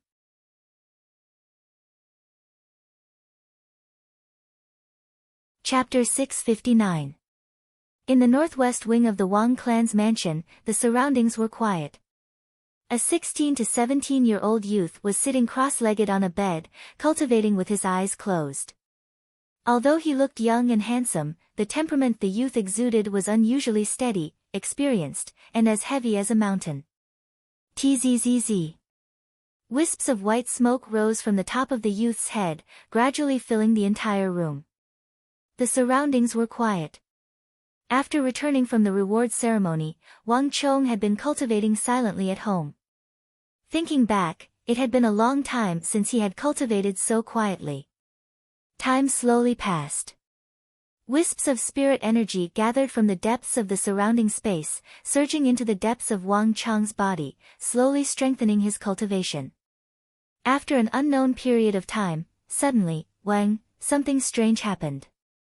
A wisp of faint red blood energy suddenly mixed into the white smoke rising from the Baihui meridian on Wang Chong's head. In just an instant, the style of the scene in the room changed. Qi. Blood vessels as thick as a finger, as if they were alive, suddenly spread out from under Wang Chong's collar.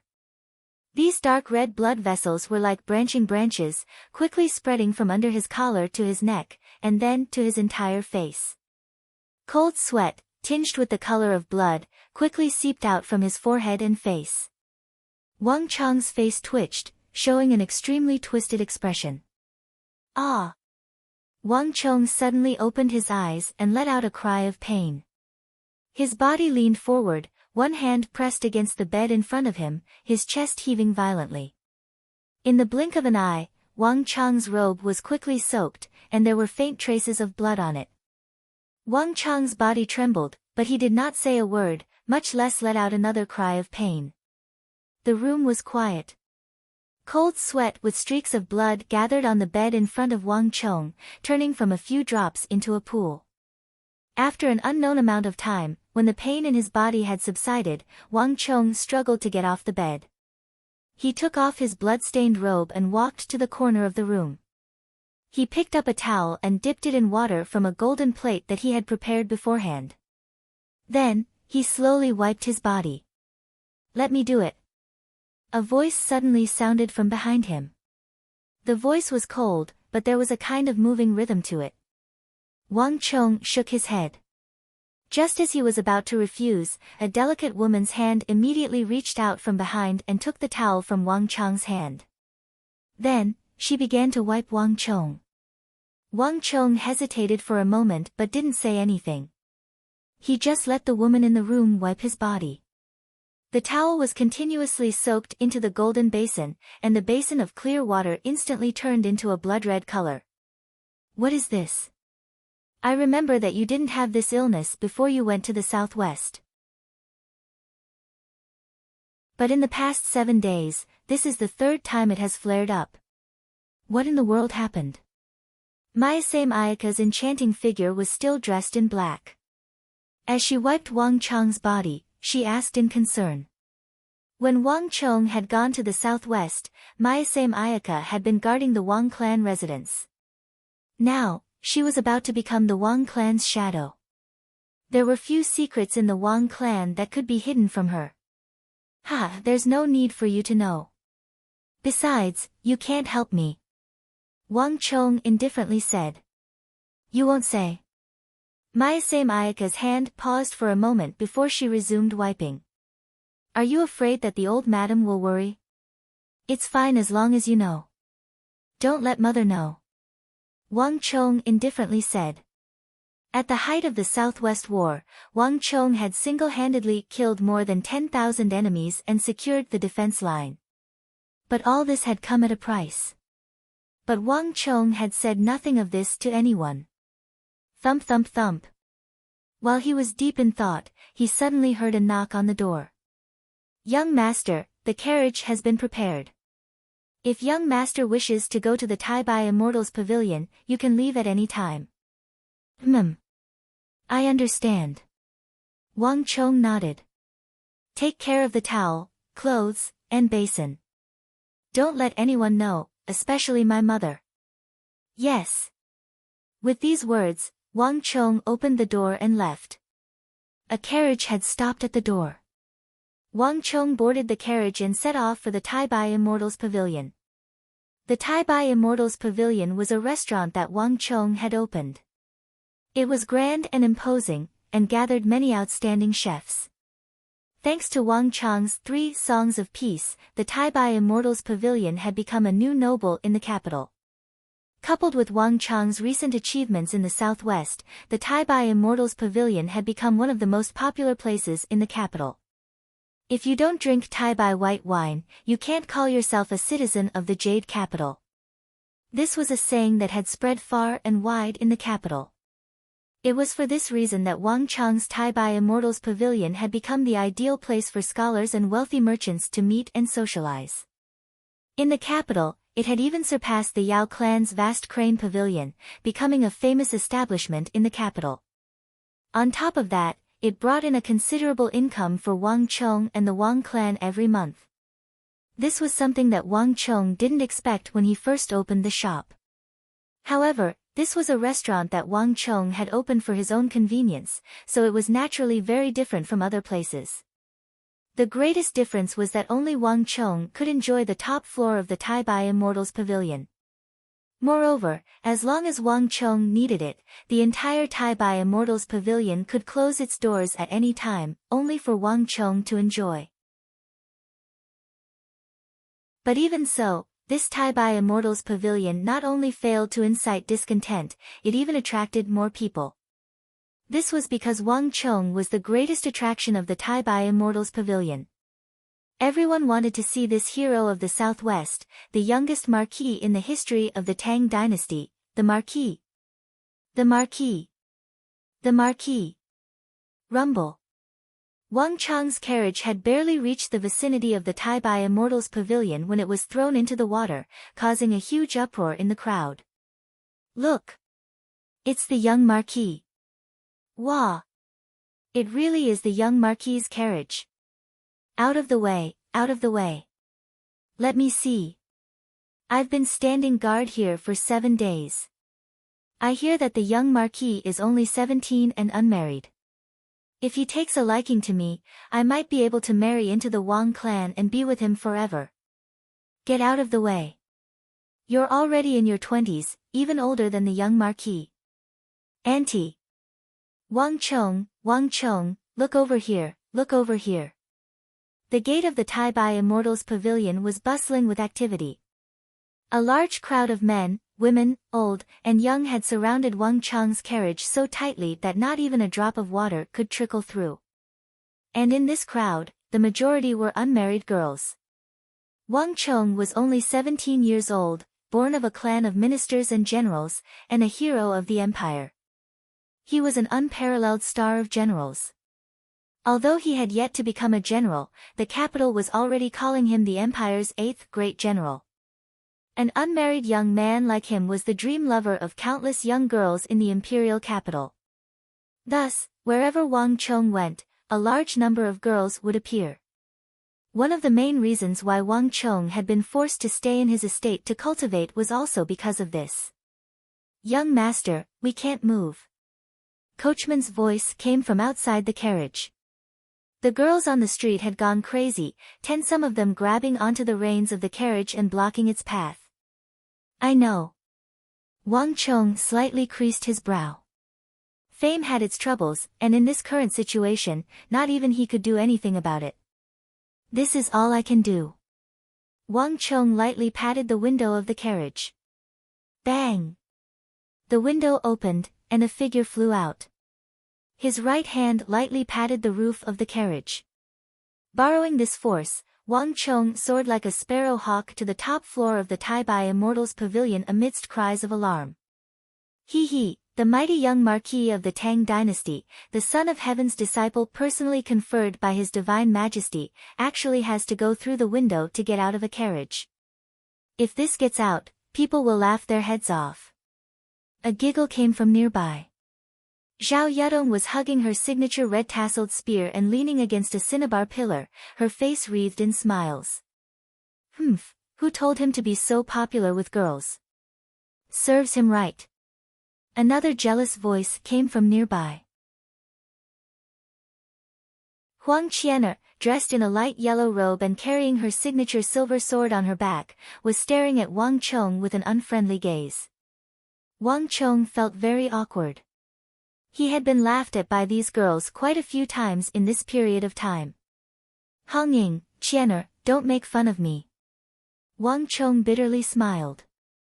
Alright, to see the godly young Marquis of the Tang dynasty on the front lines suffer like this, it wasn't in vain that we came. Sisters, don't make things difficult for him. Wang Chong, hurry and come over. Everyone's here. You're the only one left. Nearby, on the top floor of the Tai Bai Immortals Pavilion was a large round table made of sandalwood. The table was packed with people: Guo Feng, Chai Ziyi, Zhuang Zhengping, Qi Weisi, Zhao Jingdian, Su Gan, Fang Xianying, Martianus Yi, Bai Siling, and Su Yiqin. Bai Siling was seated on a large reclining chair, a smirk on her face as she faced Wang Chong. At this moment, everyone else in the restaurant had their heads turned away, pretending to drink tea or pretending to be thinking. All of them wisely pretended not to see anything. Bai Siling, Zhao Yudong, Huang Qianer, and Su Yiqin all had some ambiguous feelings between them and Wang Chong. Only a fool would choose to get involved at a time like this.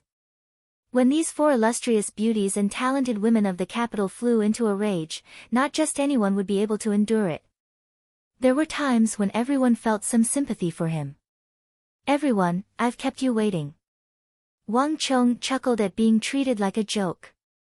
After a few moments of thought, he waved his sleeve and calmed down.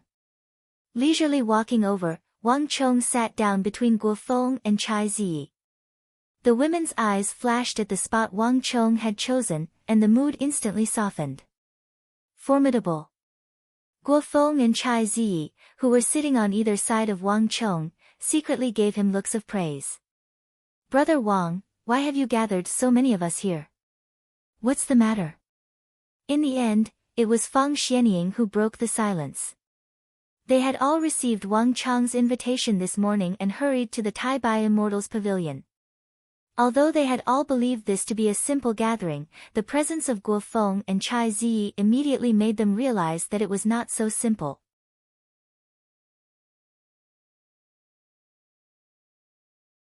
Chapter 660. Everyone, to tell the truth, I've gathered all of you here today because I have a request. Wang Chong leisurely said as he picked up a piece of Lin Ling cloud cake from the table and carefully chewed it in his mouth. Everyone's eyes brightened at Wang Chong's words, a look of anticipation on their faces. But even so, none of them had any intention of declining. On the contrary, their eyes were filled with anticipation. In the Southwestern War, all the clans that had participated in the war, including the reinforcements, had been lavishly rewarded by the imperial court. Those clans that had sent their experts to follow Wang Chong into the southwest early on were especially richly rewarded. This was truly a case of when one man attained the Tao, his chickens and dogs ascending to the heavens. In the capital, Wang Chong's influence had reached an inconceivable level. All the clans wanted to work with him because they knew that working with him would bring them enormous benefits. As long as Wang Chong made a call, countless clans would be willing to respond. Because the people on the top floor of the Tai Bai Immortals Pavilion had been the first to establish a relationship with Wang Chong, they had already become the core of Wang Chong's circle, the targets of envy and jealousy. "Brother Wang, speak. No matter what you want, our Qi clan will do everything in our power to find what young master wants." The moment Wang Chong finished speaking, Qi Weisi immediately stood up and said without hesitation. He didn't know about the other clans, but the Qi clan had been heavily rewarded for its support of Wang Chong in the war. His two older brothers had even been promoted a rank, dealing a massive blow to the Qi clan. It had to be known that his two older brothers had originally been commandants, but because of their relationship with Wang Chong, they had been promoted to generals.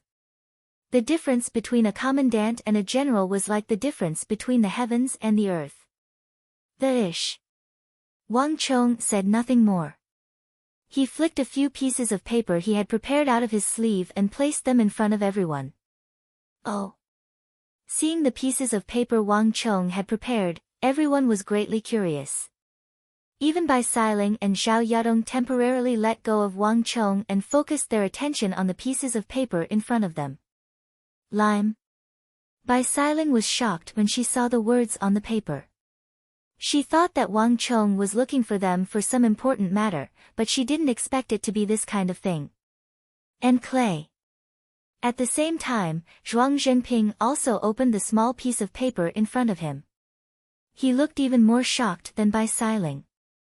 Wasn't this thing used to make ceramics? It should be everywhere in the capital. Why would Wang Chong want something so ordinary? Moreover, if it was just clay, Wang Chong didn't need to ask the Zhuang family for help. "I know you guys are very strange, but this matter is very important to me. Most importantly, whether it's lime or clay, I need a lot of them." As if understanding their doubts, Wang Chong faintly smiled and added, "How much is a lot?" Zhao Yadong frowned and asked. "Unlimited. I want as much as I can get. At the very least, what we have in the capital is far from enough to satisfy me," Wang Chong said. Buzz. Everyone was stunned by Wang Cheng's words, and even Guo Feng and Chai Ziyi's eyes widened. Not even Guo Feng and Chai Ziyi knew how much lime and clay the capital had. But there was one thing that was certain: the quantity was unimaginably vast. As the capital of the Tang dynasty, the resources amassed in the capital were undoubtedly unparalleled in the world. For Wang Cheng to say that it was far from enough was simply beyond their imaginations. Just what sort of plan would require so much lime and clay? And even now, none of them knew what Wang Cheng needed so many materials for. Besides, what could lime and clay do? You'll know when the time comes. Wang Cheng faintly smiled. After the victory in the southwest, Wang Cheng had been rewarded with 3 million taels of gold and a large amount of jewels. This allowed Wang Cheng to finally begin his other plan. Lime and clay were two of the most important things in this plan. Whether it was the Zhao clan, Bai clan, Qi clan, Zhuang clan, these were all great clans of the capital. They had operated in the capital for decades, centuries, and possessed enormous connections and resources. This was also the primary reason why Wang Cheng had gathered Bai Siling, Zhao Yadong, Guo Feng, and Chai Ziyi. This was a project related only to the economy. There was no glint of blood, no thick smoke of gunpowder, but to Wang Cheng, this project was no less important than the War of the Southwest, and to the Tang dynasty, it was far more important. But now, apart from himself, no one knew what he was doing. That's right, Wang Cheng, Chai Ziyi suddenly said after a moment of hesitation. If this new plan requires a large amount of resources and money, can our Chai clan also participate? Chai Ziyi was very hesitant with these words, but Wang Cheng's response had taken him by surprise. Of course. Wang Cheng heartily laughed. The effects of the War of the Southwest were beginning to show. Even a stubborn clan like the Chai clan was beginning to be moved. It wanted to join in and get a share of the profits, a share of the credit. But this was precisely what Wang Cheng wanted. The plan that he was about to carry out would require a great deal of money and resources, not something that he could afford alone. The Chai clan might have believed that Wang Cheng was unwilling to share the credit with them, but the reality was the exact opposite. Wang Cheng needed a large number of clans like the Chai clan to participate in his plan. Brother Chai, Brother Guo, and everyone else, no matter who wants to participate, Wang Cheng will not refuse anyone. The more the better. Although I can't guarantee anything else, this matter will definitely be of great merit to the various clans. Wang Cheng faintly smiled. In the room, everyone's eyes lit up. Just this sentence alone was enough for them. After leaving the Taibai Immortals Pavilion, Wang Cheng headed east. Stop. After several thousand meters, Wang Cheng's carriage came to a stop next to a lush tree. Bang! The carriage door opened, and a figure seemed to know that Wang Cheng would stop here. Marquis. The figure in the carriage bowed to Wang Cheng. Sir Zhang, there's no need to be so courteous. Just call me Wang Cheng. Sit. Wang Cheng gestured at the seat across from him, a faint smile on his face. Then I shall respectfully accept. Zhang Shouji clasped his hands and sat down on the seat across from Wang Cheng. From Lion City to the final decisive battle in the southwest, Zhang Shouji had been at Wang Cheng's side. Zhang Shouji's contributions to Wang Cheng's success could not go unnoticed. At Wang Cheng's side, he was undoubtedly one of the core members. Just what is it that would trouble you to come here in person? Wang Cheng smiled. He had received Zhang Shouji's letter and rushed here to meet with him. In truth, it's nothing much. I was just asked by someone to ask for a favor from young master. Zhang Shouji chuckled. To be able to ask for your help, that person must have quite the face. Speak, Cheng, Zhang, Huang, Lu, of the 4 swordsmithing clans, which one of them ran over and persuaded you to come ask for a favor? Wang Cheng couldn't help but laugh. He was used to seeing Zhang Shouji's strict demeanor, so to suddenly see him plead on someone else's behalf was unprecedented. But it wasn't hard for Wang Chong to guess. A master architect like Zhang Shouji, who had even constructed the imperial palace, besides the masons, only the clans of swordsmithing masters like Cheng, Zhang, Huang, and Lu could form a close relationship with him. Ha, young master is wise. It truly was the capital's Huang clan that sought me out and asked me to come ask for a favor. Zhang Shouji said. Is it because of that matter? Wang Chong's voice suddenly turned cold. Yes. Zhang Shouji nodded, and his expression became much more serious. Before Wang Chong had even set out for the Southwestern War, he had already asked the Cheng, Zhang, Huang, and Lu clans and all the sword shops and smiths in the capital for a large number of war machines. But at the most crucial moment of the war, there was a shortage of war machines, and the problem lay with the capital's Huang clan. The war machines that Wang Chong had requested from them had simply not been completed. In the end, at the height of the war, Wang Chong simply did not have enough steel walls to make up for it. Wang Chong knew of this matter, Zhang Shouji knew of it, and all the craftsmen who had participated in the war knew of it. If the Annam Protectorate had failed and Wang Chong had died there, it wouldn't have mattered much. But Wang Chong had returned alive. And he had won a major victory. The capital's Huang clan was clearly afraid that Wang Chong would settle the score, so they had sought out the person closest to Wang Chong, Zhang Shouji, to plead for leniency. And they still have the face to say that. Wang Chong's face was frosty. Young master, in truth, they can't be blamed for this matter. The Huang clan didn't intentionally delay the payment. They have operated in the capital for many years, a brand that has existed for centuries. No matter what, they would never go back on their word. The Huang clan also has its own difficulties. Zhang Shouji said. What difficulties? If the four great clans were all like them, we would have long since died on the battlefield of the Southwest. Wang Chong sneered. The steel walls were an extremely important part of his plan. Without those sturdy steel walls, just the advantage of the mountains would have been impossible to stop the charge of the Mengshi, Yusang army. To the Huang clan, it might have just been some money in contracts, but to the Annam Protectorate, it was the lives of 100,000 soldiers. This was why Wang Chong was so angry. Ever since he had arrived in the capital, he had visited all the great clans, but he had not visited the Huang clan. The Huang clan had clearly sensed something, which was why they were acting like this. I also tried to understand this matter, even going to the Huang clan to personally investigate. It wasn't that the Huang clan wasn't willing to fulfill their contract with young master, but that they had no more steel to use. You're tuning in to the Blissful Bookshelf YouTube channel. We're so grateful for your support, and don't forget to subscribe to join us on this incredible journey through captivating stories.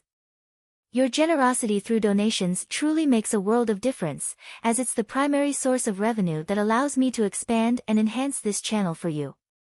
Thank you from the bottom of my heart for being a part of this adventure.